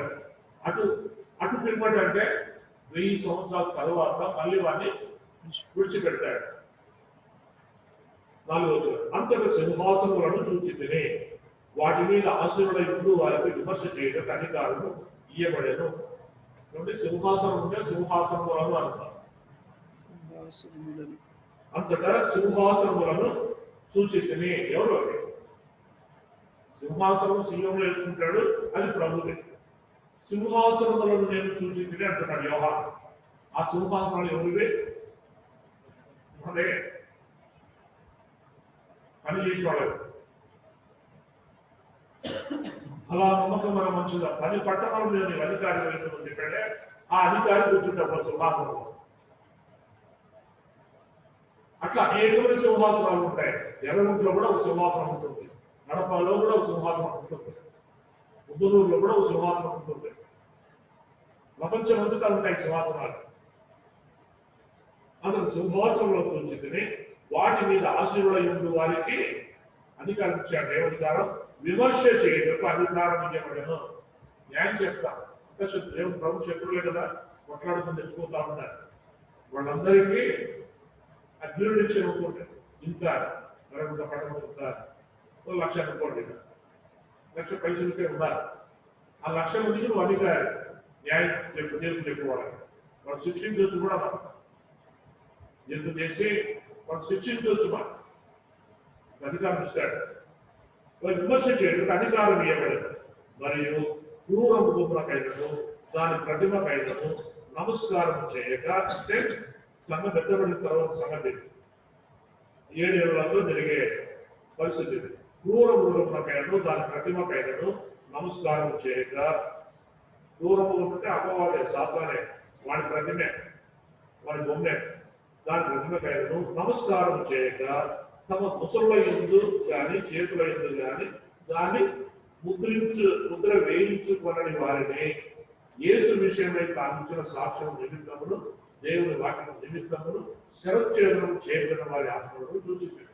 ఆ 7 ఏళ్లలో వీడు మోసగాడు, మోసం చేశాడు, మనల్ని అబద్ధపు క్రీస్తుగా వచ్చి నేనే క్రీస్తు మోసం చేసి ముక్కించుకున్నాడు అని ఎంతమంది తెలుసుకుంటారో వాడు తిరగబడి వారి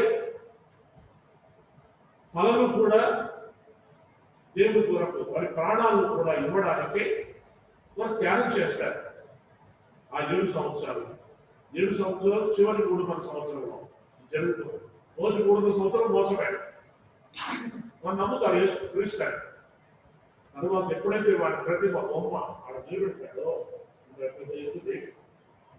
అప్పుడు వీడు క్రీస్తు కాడు. ఎందుకంటే యూదులు బొమ్మలు మొక్కరు, ఇంకా యూదులు కదా. అప్పుడు వాళ్ళు మొత్తం కనుక్కుంటారు, వీడు క్రీస్తు కాడు, బొమ్మ పెడుతున్నాడా, మోసపోయే 3.5 సంవత్సరం అని తిరగబడి అప్పుడు నిజమైన క్రీస్తును వారు తెలుసుకొని ఏమంటే వాడు అంతకుముందు దాని ప్రతిమకై నమస్కారం చేయక తమ ముసలైంది కానీ చేతులైంది కానీ దాని ముద్ర వేయించుకొనని వారిని యేసు విషయమై తాము ఇచ్చిన సాక్ష్యం నిమిత్తమును దేవుని వాక్యం నిమిత్తమును శిరఛేదం చేయబడిన వారి ఆత్మను సూచించింది. ముద్ర వేయించుకోలేదు వీళ్ళు. ముద్ర ఎందుకు వేస్తారు? వాడు ముద్ర వేశాడు అందరికి. ముద్ర అంటే జలకాడు లాంటిది అనుకోండి. జలకాడుతో ఎక్కడ బియ్యం ఇచ్చేది, గోధుమలు ఇచ్చేది, తిరస్కాయలు ఇచ్చేది, ఎగడలు ఇచ్చేది జలకాడుకోవాలంటే అప్పుడు వీడి ముద్ర ముసళ్ళ మీద కానీ చేతుల మీద కానీ ఉంటుంది. వాళ్ళకే బియ్యం, వాళ్ళకే గోధుమలు, వాళ్ళకే ఎగడలు, వాళ్ళకే గోధుమలు, వాని ముద్ర వేయించుకోవాలి. మొసట కానీ ఇక్కడ కానీ తాడు కానీ మొసల మీదే ఎక్కడైతే హెబెలు చంపిన కయ్యూనుకు ముద్ర వేశాడో దేవుడు తల మీద, ఆ ముద్ర చూసి ఎవరు కయ్యూను చంపకూడదు. ఇంకా శాపం పెట్టుకున్నాడు, నన్ను నా ఎదురు వచ్చేవాడు నన్ను సంహరించుకు కాక అని. నేను చేసిన ఆ పాపము నేను భరింపలేనంత గొప్పది కనుక నేను భరించలేని పాపాన్ని, శాపాన్ని, ఈ శిక్షను. నా కనబడిన వాడు మొదట ఎవరో నన్ను చంపాలని శాపం పెట్టుకున్నాడు. నన్ను ఏమన్నాడు? ఒక ముద్ర వేసి వీడిని చంపిన వాడెవరో వాడు చంపబడతాడు. ముద్ర వేశాడు, ఎవరు చంపకుండా. అలాగే ఆ 7 ఏళ్ల కాలం వీడు కూడా ముద్ర వేస్తాడు. కొంతమంది వేయించుకుంటాడు, లేకపోతే ఆహారం లేదు, లేకపోతే స్టోర్లో బియ్యం లేదు, వేయించుకునే కాలం కొంతమంది ఉంటారట. చూసారా? చేతుల ఎందు కానీ మొసల ఎందు కానీ దాని ముద్ర వేయించుకొనని, అంటే వేయించుకొనని వారిని ముందువాకి ముద్ర అని తిరగబడతారు. వారిని యేసు విషయమై తాను ఇచ్చిన సాక్ష్యం నిమిత్తమును, అంటే యేసే దేవుడని చనిపోయిన తిరిగి లేచిన ఆ యేసే దేవుడని అప్పుడు సాక్ష్యం ఇస్తారట. అప్పుడు సువార్త సాక్ష్యం నిమిత్తమును దేవుని వాక్యము నిమిత్తమును. చూసారా? ఇప్పుడు మందు చదువుకుంటున్న ఈ వాక్యం దేవుని వాక్యము నిమిత్తమును శిరఛేదం చేయబడిన వారి ఆత్మలను సూచితనే. అంటే ప్రాణం త్యాగం చేశాడు. ముద్ర వేయించుకున్నప్పుడు వాడిని మొక్కకుండా, వాడి ప్రతిమను మొక్కకుండా మోసగాడు అని చెప్పి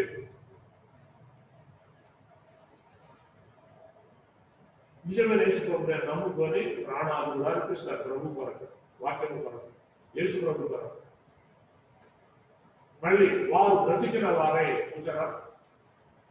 వారు బ్రతికిన వారే 1000 సంవత్సరం క్రీస్తు కూడా రాజ్యం చేసరే. యేసు ప్రభుకు కొరకు చనిపోతారు ఆ 7 ఏళ్లలో. వారు కూడా లేస్తారంట. మనం ఎప్పుడు ఉంటాం? 1000 సంవత్సరం పరిపాలన చేయడానికి ప్రభు వచ్చేటప్పుడు ప్రభుత్వం దిగి వస్తాం. 1000 పరిశుద్ధులతో ఆయన ఈ భూమి దిగు. ఆ 1000 పరిశుద్ధులంటే దాంట్లో ఆ ప్రభు కొరకు, ఆ ప్రభు నమ్ముకొని ఆ ప్రభు కొరకు త్యాగం చేసి దాని యజమానుడు వాడుకోవడానికి అర్థమైన కాకులుగా ఎవరైతే పని చేశారో వారందరికీ జీతం తీసుకొని వస్తా అన్నాడు. ఆ 1000 పరిశుద్ధులతో దిగి వస్తారు. అప్పుడు ఆ 7 సంవత్సరాలు పనిచేసి చనిపోయిన వారు బ్రతికిన వారే లేస్తారు. సమాజంలో ఉన్నా కూడా వారు బ్రతికిన వారే 1000 సంవత్సరములు క్రీస్తుతో కూడా రాజ్యము చేసిరి. ఆయనతో పాటు వచ్చిన 1000 పరిశుద్ధులు ఈ 7 ఏళ్లలో చనిపోయి క్రీస్తు కొరకు బ్రతికిన వారు అందరూ కూడా లేచి క్రీస్తుతో కూడా 1000 సంవత్సరములు క్రీస్తుతో కూడా రాజ్యము చేసేది. అలాగే అందరూ కూడా విశ్వాసం ఉంటారా? లేదు. ప్రపంచం ఎక్కడ విస్తీర్ణం ఉందో ప్రపంచం అంతట్లో కూడా దేవుడి సింహాసనాలు ఏర్పాటు చేశాడు. అక్కడ కూర్చోబెడతాడు కదా. అందరూ రాజ్యము చేస్తారు. ఎవరి మీద? యేసు ప్రభు శత్రువుల మీద. ఆ 1000 సంవత్సరాలు గడుచు వరకు కడమ మృతులు బ్రతకలేదు. ఆ 1000 సంవత్సరాలు గడుచు వరకు కడమ మృతులు బ్రతకలేదు. అంటే ఎవరు చేశారు, ఎవరు చేయలేదు? కడమ మృతులు బ్రతకలేదు అంటే మిగిలిన వారు బ్రతకలేదు. బ్రతక లేచిన ఎవరు?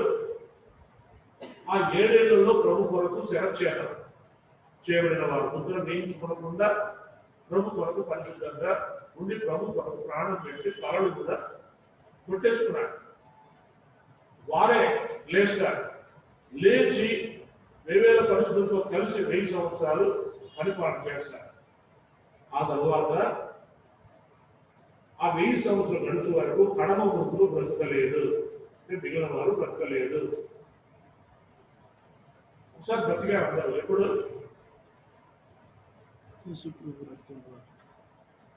దశరాశి 4వ అధ్యాయంలో ఉన్నట్టుగా ప్రభు మధ్యాకాశానికి వస్తానే ముందు ఎవరు బ్రతికేది? యేసు ప్రభువును విశ్వాసం వచ్చి ఆయన కొరకు శ్రమపడిన పాపంలో ఉండేవారు ఏమండి మొదట వేరుగా ఉండాలి. ఆ మీదగా సజీవులమై నిలిచిండు మనము వారితో రెప్పపాటున మనందరం కూడా మన దేహములు మార్చబడిన వారమై మహిమ దేహాలు పొందుకున్న వారమై మొదట చనిపోయిన ప్రభుత్వాలు లేస్తారు. ఆ మీదుగా సజీవులుగా ప్రాణంతో ఉండేవారు అన్నాడు విశ్వాసులు లేస్తారు. అదే మొదటి అదే మరి మొదటి పునరుత్థానంగా ఉంటుంది. కానీ ఇక్కడ ఆ 1000 సంవత్సరాల నుంచి వరకు కడమ లేదు. ఇది మొదటి పునరుత్థానం అంటే లేచారు. వారి మొదటి ఈ మొదటి పునరుత్థానంలో పాల్గొనదు వారు ధన్యులను పరిశుద్ధులనై ఉండును. ఆ మొదటి పునరుత్థానంలో మరి ఎవరు లేస్తారని చూస్తున్నా ఆయన కొరకు ప్రాణం పెట్టి తాను తీసుకున్న వారు అలాంటి వారు ఎందరో ప్రభువు నమ్మిన ప్రభు కొరకు శ్రమ పడిన ప్రాణం పెట్టిన వారు ఎందరో ఉన్నారు. వారందరూ లేస్తారు. లేచి 2000 పరిశుద్ధులు గంట పెట్టుకుని వచ్చేవాడు. వీళ్ళందరితో కలిసి 1000 సంవత్సరాలు వాళ్ళు పరిపాలన చేస్తారు. ఆలోచన ఈ మొదటి పునరుత్థానంలో పాల్గొనే వారు ధన్యులు పరిస్థితి. ఇట్టి వారి మీద రెండవ మరణమునకు అధికారం లేదు. రెండవ మరణం అంటే ఏంటి? అగ్ని గంధకుడు కంటే ఉండదు. ఆ మొదటి పునరుత్థానంలో ఎవరు లేస్తారో వాళ్ళు వచ్చినప్పుడు ఆ 1000 ఏళ్ల పరిపాలన ప్రారంభం అయ్యే ముందు అది మొదటి పునరుత్థానం. ఆ మొదటి పాల్గొన్న వారందరూ కూడా ధన్యులు అంటున్నాడు. పరిశుద్ధుడై ముందులు వీటి వారి మీద రెండవ మరణం అంటే నరకానికి అగ్నిగుండానికి అధికారం లేదు. వీరు దేవునికి క్రీస్తుకును యాజకులై క్రీస్తుతో కూడా 1000 సంవత్సరములు రాజ్యం చేయుదురు.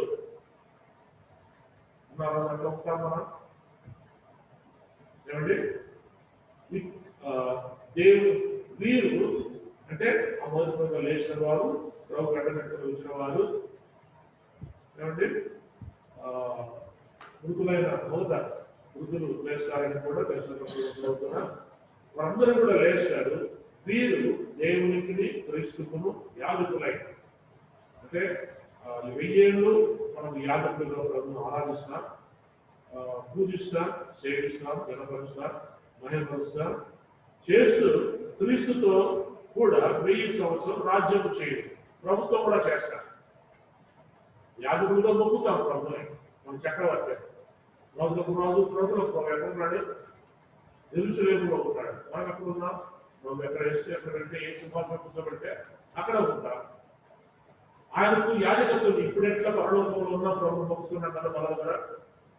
నాకు ఏ ప్రాంతంలో ఉన్నా, ఏ జిల్లాలో, ఏ పట్టణంలో, అమెరికాలో ఉన్నా కూడా, రష్యాలో ఉన్నా కూడా, యూరోప్ కంట్రీస్ లో ఎక్కడ ఉన్నా కూడా, ఎక్కడ రాజ్యం చేయమని నేను వేస్తాడు అక్కడ నుంచి మనము నమ్మకమైన యాజకులుగా ప్రభుత్వం మొక్కుతా, గణపరుస్తా, స్తుతిస్తా, పాడుతా.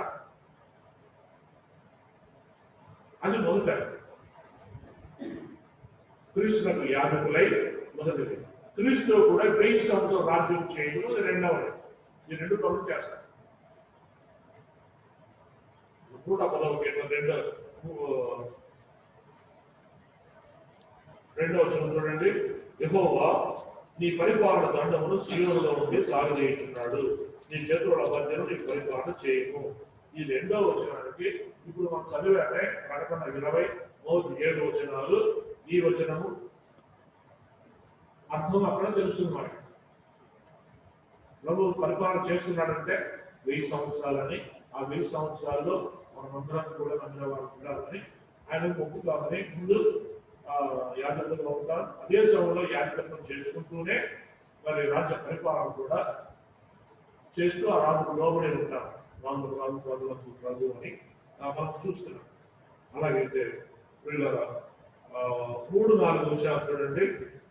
3-4 వచనాలు. యుద్ధ సన్నాహమున నీ ప్రజలు ఇష్టపూర్వకముగా వచ్చేదరు, నీ యవనస్తులలో శ్రేష్ఠులు పరిశుద్ధాత్మకై మంచు వలె అరుణోదయ గర్భములో నుండి నీ ఎద్దకు వచ్చేదరు. 4వ వచనం. మెల్కీసెదెకు క్రమం చెప్పున నీవు నిరంతరము యాజకుడవై ఉండు అని యెహోవా ప్రమాణం చేసి ఉన్నాడు, ఆయన మాట తప్పనివాడు. అలాగే 1000 సంవత్సరాలు కూడా మెల్కీసెదెకు క్రమంలో యాజకత్వం జరుగుతుంది. చదువుకున్నారు వాళ్ళు యాజకులై ఉండి ఆ 1000 సంవత్సరంలో రాజ్య పరిపాలన చేయించుకుంటారు. యాజకులై ఉంది అంటే ఎట్లా? ఇక్కడ 110వ కీర్తనలో 3-4 వచనాల్లో రాయబడింది. యుద్ధ సన్నాహ దినమున నీ ప్రజలు ఇష్టపూర్వకముగా వచ్చేదరు. యుద్ధం జరుగుతుంది. పట్టణాలు వచ్చి భూమి మీద ఒలివల కొండ మీద కాలు పెడతానే అది రెండుగా విడిపోతుంది. అక్కడ కాలు పెట్టిన తర్వాత జరిగిన వెంటనే యుద్ధం. యుద్ధ సన్నాహ దినమున ఆ దినములో నీ ప్రజలు ఇష్టపూర్వకముగా వచ్చేదరు. నీ ప్రజలు అంటే తెలుగు సంబంధం ఇస్రాయేలు, ఆత్మ సంబంధం ఇస్రాయేలు అందరూ కూడా వస్తారు. నీ యవనస్తులలో శ్రేష్ఠులు మాట గమనించారు. యవనస్తులే కాదు, యవనస్తులలో శ్రేష్ఠులు పరిశుద్ధాత్మకులై మంచు వలె అరుణోదయ గర్భములో నుండి నీ యొద్దకు వచ్చారు. చూడండి, అప్పుడు ఎట్లా వాడు వస్తాడు ఆరాధన చేయడానికి. మెల్కీసెదెకు క్రమం చెప్పున నీవు నిరంతరము యాజకుడవై ఉండు అని యెహోవా ప్రమాణం చేసి ఉన్నాడు. తండ్రి అయిన దేవుడు యేసు ప్రభువు గురించి మరి దావీదు ద్వారా ఈ ప్రవచనం ఈ కీర్తనలో పలికాడు. మెల్కీసెదెకు క్రమం చెప్పున నీవు నిరంతరము యాజకుడవై ఉండు అని యెహోవా ప్రమాణము చేసి ఉన్నాడు, ఆయన మాట తప్పని వాడు. అలాగే పిల్లల ఈ 1000 సంవత్సరాలు కూడా యేసు ప్రభు తండ్రి దేవుడికి యాజకత్వం చేస్తాడు. మనము చేస్తాం 1000 ఏళ్ళు. ఆ ప్రభువు కూడా మెల్కీసెదెకు క్రమంలో ఆయన మరి యాజకత్వం చేస్తాడు. చూడండి, హెబ్రీయులకు రాసిన పత్రిక 5:8 ఈ వచనానికి అక్కడ మనం చూస్తాం. హెబ్రీ 5:8 చదివి ముగించుకుందాం. హెబ్రీ రాసిన పత్రిక 5వ అధ్యాయం 8వ వచనం. ఆయన కుమారుడై మీరు తాను పొందిన శ్రమల వలన విధేయతను నేర్చుకొనెను, మరియు ఆయన సంపూర్ణ సిద్ధికి నిలబడే మెల్కీసెదెకు యొక్క క్రమములో చేరిన ప్రధాన యాజకుడని దేవుని చేత పిలువబడి తనకు విధేయులైన వారందరికీ నిత్య రక్షణకు కారణాయను. చూసారా, 110వ కీర్తనలో 4-5 వచనాలు నెరవేర్పు 1000 రాజ్యంలో జరుగుతుంది. ఏమండి చూడండి, 9-10 ఇప్పుడు కూడా ఆయన ప్రధాన యాజకుడే. ఏమండి ఒక్కసారి రక్తం పట్టుకొని ఆయన మరి ఆయా సంవత్సరం తీసుకుపోయే మరి ప్రధాన యాజకులాగా కాకుండా ఒక్కసారి ప్రధాన యాజకులు తన స్వరంగాన్ని తీసుకొని తల్లి దగ్గరికి పోయాడు. మన కొరకు నిత్యము విజ్ఞాపన చేస్తూ ప్రధాన యాజకుడిగా ఉన్నాడు. ఈ సంగతి చూడండి, ఆయన కుమారుడై ఉండి తాను పొందిన శ్రమల వలన విధేయతను నేర్చుకోలేను.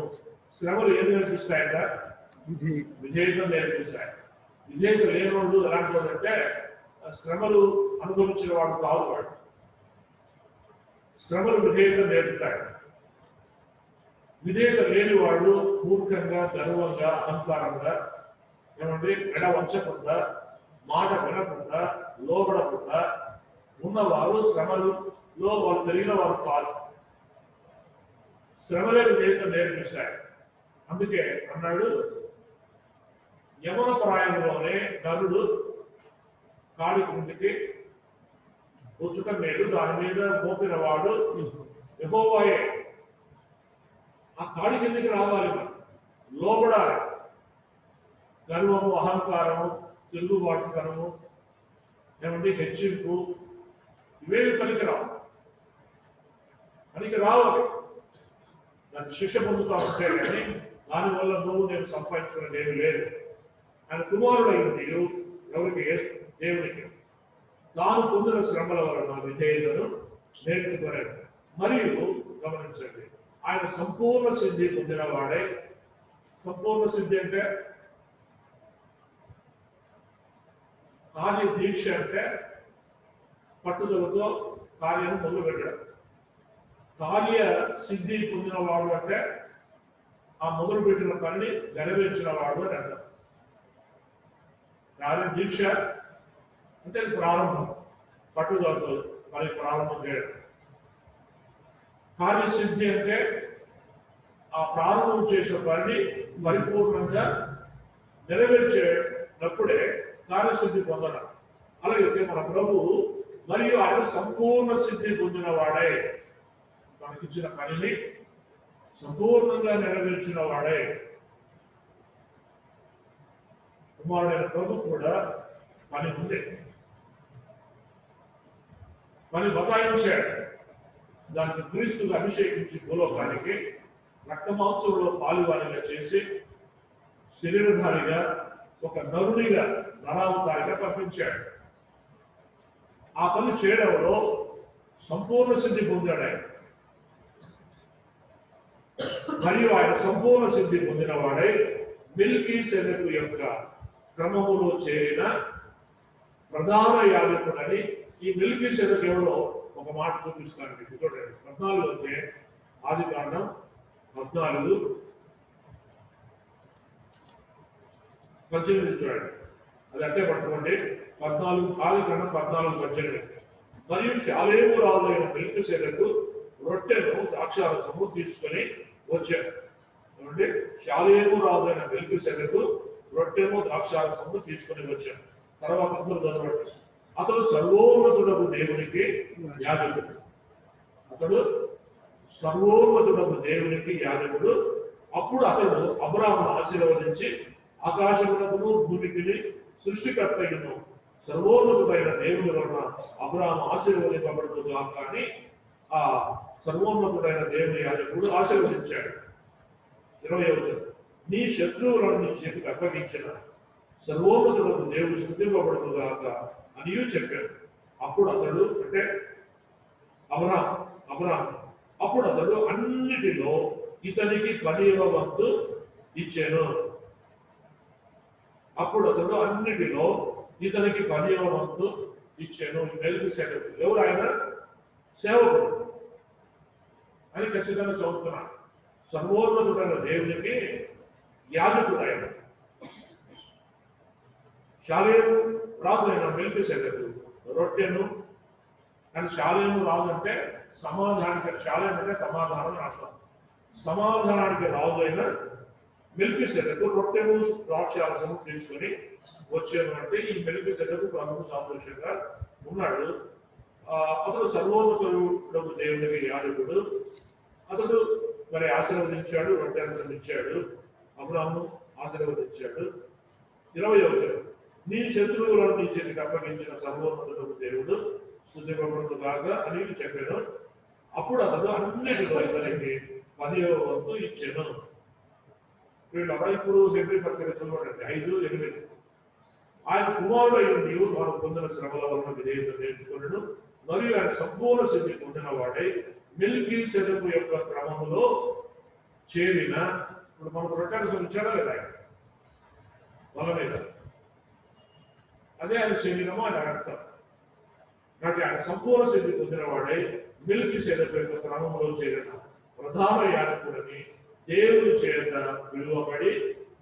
ఏమంటే నువ్వు ప్రధాన యాజకుడని దేవుని చేత పిలువబడ్డాడట. పిలువబడి ఆ ప్రధాన యాజకుడిగా దేవుని చేత పిలువబడి మెల్కీసెదెకు యొక్క క్రమంలో ప్రధాన యాజకత్వము చేస్తూ దానికి ముందు తనకిచ్చిన పర్యత్న సంపూర్ణ సిద్ధి పొందిన వాడే తర్వాత తనకు విధేయులైన వారికందరికీ నిత్య రక్షణకు కారకుడాయను.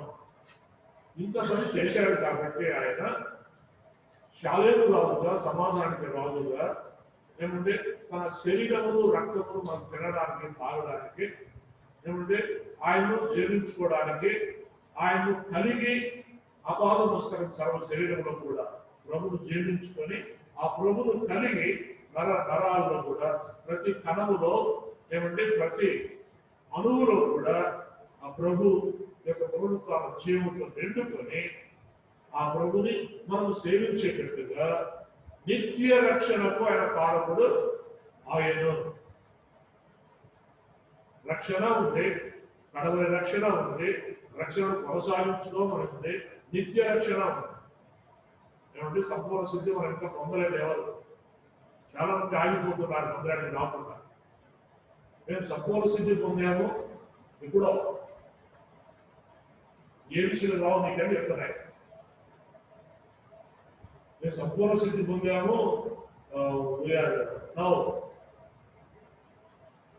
పర్ఫెక్ట్, సంపూర్ణ అని అనుకొని ఆగిపోయారు చాలా మంది. ఉన్నవాడే కాదు చెప్పారు, చాలా మంది ఆగిపోయారు. ఎప్పుడో రక్షింపబడ్డాం ఆ దొర నుంచి రెండు ప్రకాశంలో నేరుగా వచ్చి దొర నుంచి బాప్తిజం కూడా ఇచ్చిపోయారు. దాన్ని ఆధారం చేసుకొని అప్పుడు సరైన మారు మనసు లేకుండా బాప్తిజం తీసుకొని పేర్లు మార్చి, ఏమంటే హిందూ పేర్లను తీసేసి వేరే పేర్లు పెట్టి మీరు ఇప్పుడు పూర్వకాలంలోనే మీరు క్రైస్తవులు అనుకొని ఉన్నారు. వీళ్ళ సంపూర్ణ సిద్ధి పొందిన వారు కాదు చెప్తున్నారు. వారికి రక్షణ లేదు, నిత్య రక్షణ వారికి అసలు రాదు. ఈ క్రమంలో చేయన సమాధాన రాదు, శాలేము రాదు. ఏమంటే తీసుకుని వచ్చిన ఏమంటే నీతి విశ్వాసాన్ని, ఆ ప్రభు యొక్క రక్తానికి సాదృశ్యంగా, ఆ ప్రభు యొక్క శరీరానికి సాదృశ్యంగా ఆ ప్రభు ఇచ్చినటువంటి బలను యథార్థముగా ఆత్మతో సత్యముతో ఏమంటే ఆరాధిస్తూ ఆ నిత్య రక్షణకు కారకుడైన యేసు ప్రభువును అనుభవంలో కలిగి ఆ ప్రభు యొక్క అనుభూతిని పొంది ఆ ప్రభు ఇచ్చిన వాక్యాన్ని పాటిస్తూ జీవించేవాడు ఎవరో వారే నిత్య రక్షణకు కారణం అవుతారు. నేను చెప్పానే, ఇప్పుడు క్రైస్తవం సత్యపాటు ఎట్లా మనం వచ్చాడు అనుకుంటే, నేను ఇప్పుడు క్రైస్తవం మా ఊళ్ళో అని అనుకుంటూ ఉన్నారు కదా, బాప్తిజం తీసుకున్నామంటున్నారు కదా. నేను అంటున్నా 6 లక్షల మంది పురుషులతో బయలుదేరారు ఐగుప్తీయులు. దేని కింద విమోచింపబడ్డారు? గొర్రె పిల్ల రక్తముతో విమోచింపబడ్డారు. అడ్డ పొయ్యల మీద, నిలువు పొయ్యల మీద, ద్వారం మీద నిర్దోషమైన ఏడాది మగ వధించి రక్షింపబడ్డారు. వారందరూ కూడా 40 సంవత్సరాలు వచ్చారు. 40 లక్షల మంది అయ్యారు పురుషులే. ఎర్ర సముద్రంలో బాప్తిజం తీసుకున్నారు. పంట అనే క్రీస్తులో నుండి నీళ్లు త్రాగారు. ఆకాశపు మన్నా దేవుడితో ఆహారం భుజించారు. మనకు ఈనాడు రొట్టె, ఆనాడు వాళ్ళకు పరలోకం నుండి దిగి వచ్చిన మన్నా రొట్టె రొట్టెలుగా కాల్చుకుని తినేవాడు. మన్నా గింజలు. ఈనాడు రసము ఏమండి మన పండ్ల నుంచి తీసుకొని తింటున్నాం. ఆనాడు పండలో నుంచి దేవుడు నీళ్ళు ఇచ్చాడు. వాళ్ళ పండ ఎవరు? క్రీస్తు యేసుక్రీస్తు మండలో నుంచి నీళ్లు తాగారు, పరలోకము నుండి రొట్టె ఇచ్చాడు, జీవాహారం పరలోకము మన్నా ఆ గిన్నెలతో రొట్టెలు కాల్చుకొని ఏదో ప్రతిరోజు ఇచ్చేవాడు ఆయన. జన సముద్రంలో బాప్తిజం తీసుకున్నారు. చేరారా పరలోకం? ఇద్దరే 40 లక్షలకి ఎప్పుడే కుమారుడు ఆయన కాలేదు, నూరు కుమారుడు అయిన యెహోషువ. మిగతా వాళ్ళందరూ అనుకోండి వచ్చారు. మోషేతో పాటు యెహోషువతో పాటు మేమందరం కూడా వాగ్దానం దేశంలోనికి పాలుతో నుంచి దేశం అనుకుంటాం పోయారా? ఈనాడు నేను చెప్తున్నాను, దాన్ని ఆధారం చేసుకుని సంపూర్ణ సిద్ధి పొందకుండా, నిత్య రక్షణ పొందకుండా ఎవరు కూడా పరలోకానికి వెళ్ళలేదు. దావీదు అంటున్నాడు 116 పేరు ఏర్పడిన దావీదు, ఇదిగో నేను రక్షణ పాత్రను చేతముని ఆయన యెహోవా నామమున ప్రార్థన చేశాను. అంటే అర్థం ఏంటి? రక్షణ పాత్రను చేతముని అంటే నేను ప్రార్థన చేశాను యెహోవా నామమున అంటే రక్షణ పబడిన లేదా నిత్య రక్షణ పొందిన అనుభవంలో నేను ఉండి నేను ప్రార్థన చేసేవాడుగా ఉంటాను. ప్రార్థన ఎంతవరకు చేయాలి? మనం వచ్చే వరకు చేయాలి. అలాగే ప్రియులారా, ఏ అనుభవంలో ఉండి చేయాలా? దావీదు ఉన్న అనుభవం ఉండి చేయాలి. దావీదు ఉన్న అనుభవం ఏంటి? రక్షణ పాత్రలు చేపట్టుకొని, అంటే మేము ఒక్కొక్కరి పాత్ర చేతికి ఇస్తే అప్పుడు మీరేమో ప్రార్థన చేస్తున్నారా? ఇప్పుడే ప్రార్థన చేసి ఇస్తున్నాం. అలాగే ప్రియులారా గమనించండి, రక్షణ పాత్రను చేత పొందుకొని అంటే రక్షింపబడిన అనుభవంలో బ్రతుకుతూ జీవిస్తూ ఆ రక్షణ అనుభవంలో నుండి బయటకు పోకుండా, ఆ రక్షణ అనుభవంలో నుండి తొట్టిల్లకుండా అదే రక్షణలో నిత్య రక్షణలో జీవితాన్ని కాపాడుకుంటూ నా రక్షకుడు ప్రభు దేవుడు యేసుక్రీస్తు వారు అని రక్షణ పొందిన జనుల మధ్య సంఘముగా ఉంటూ అనిత్య రక్షణ కలిగి ఉండేవారే సంపూర్ణ సిద్ధి పొందినవారు. ఆ ప్రభు సంపూర్ణుడు, మనం కూడా సంపూర్ణుడు కావాలి. చూడండి మత్తయి సువార్త చదువుతాను. మత్తయి సువార్త 5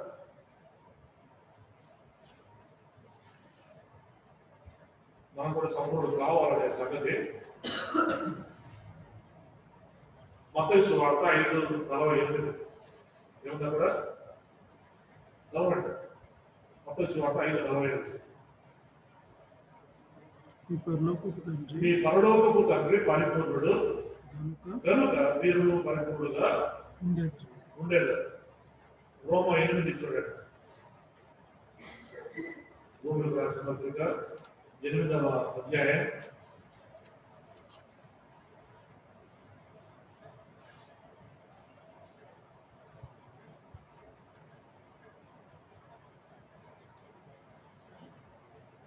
29 చదువుదాం. 8:29. ఎందుకనగా తన కుమారుడు అనేక సార్లు చేస్తున్నట్టు దేవుడు ఎవరి ముందు ఎరిగానో వారు తన కుమారుడితో సారూప్యం గలవారు.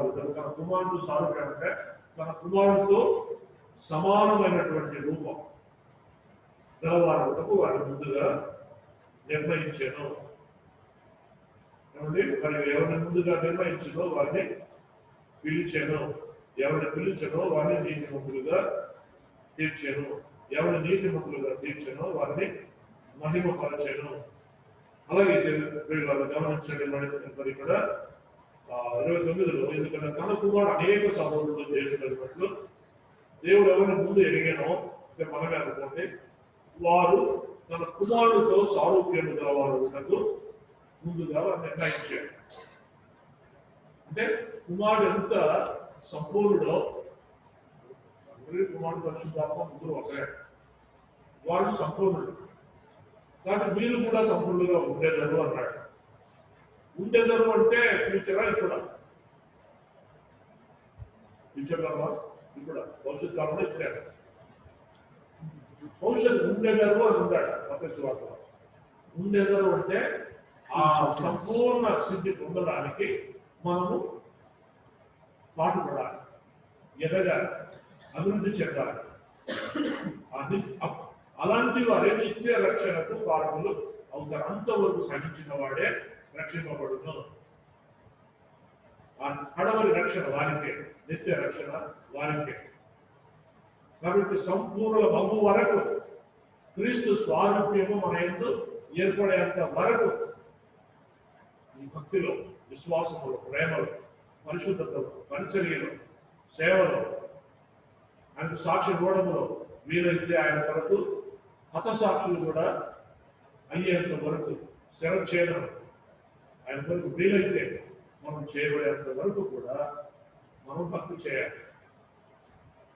అప్పుడే సంపూర్ణ స్థితి పొందడానికి, అప్పుడు మీరు పరిపూర్ణులుగా పరలోకపుత్రుడు పరిశుద్ధుడు పరిపూర్ణుడు కనుక మీరు పరిపూర్ణులుగా ఉండేవాడు. ఇక పరిపూర్ణతలకు రావాలా. ఆ పరిపూర్ణతలోనికి మనం రావడానికే దేవుడు ఈ సంఘాన్ని భూమి మీద ఏర్పాటు చేసి ఈ 4 కూటాలు పెట్టాడు. ఈ 4 కూటాలు వస్తే ఏం జరుగుతుందంటే మనం సంపూర్ణతలోనికి ఎదుగుతాం. సంపూర్ణులు కాదు ఎవరు, నేను కానీ మీరు కానీ, లేకపోతే భూమి మీద ఉన్న ఏ సేవకుడు కానీ సంపూర్ణ స్థితిగా మనం పొందలేదు. క్రీస్తు యేసు ఆరోగ్యము మనం సంపూర్ణంగా రాలేదు. క్రీస్తు యేసు సమానమైన రూపం అంటే ఆయన ఎంత మంచి వాడు, ఎన్ని గుణలక్షణాలు అంతగా మనం ఎదగలేదు. ఇంకా అలాగే ఆ స్థాయికి మనం ఎదగాలంటే సంపూర్ణ స్థితి పొందడం అదే. అలాగూ మనమందరం కూడా సంపూర్ణ స్థితిలోనికి మనం వెళ్ళడానికి రక్షణ అనుభవంలో మనం ముందు సాగవలసిన వారిగా మనం ప్రార్థన చేద్దాం.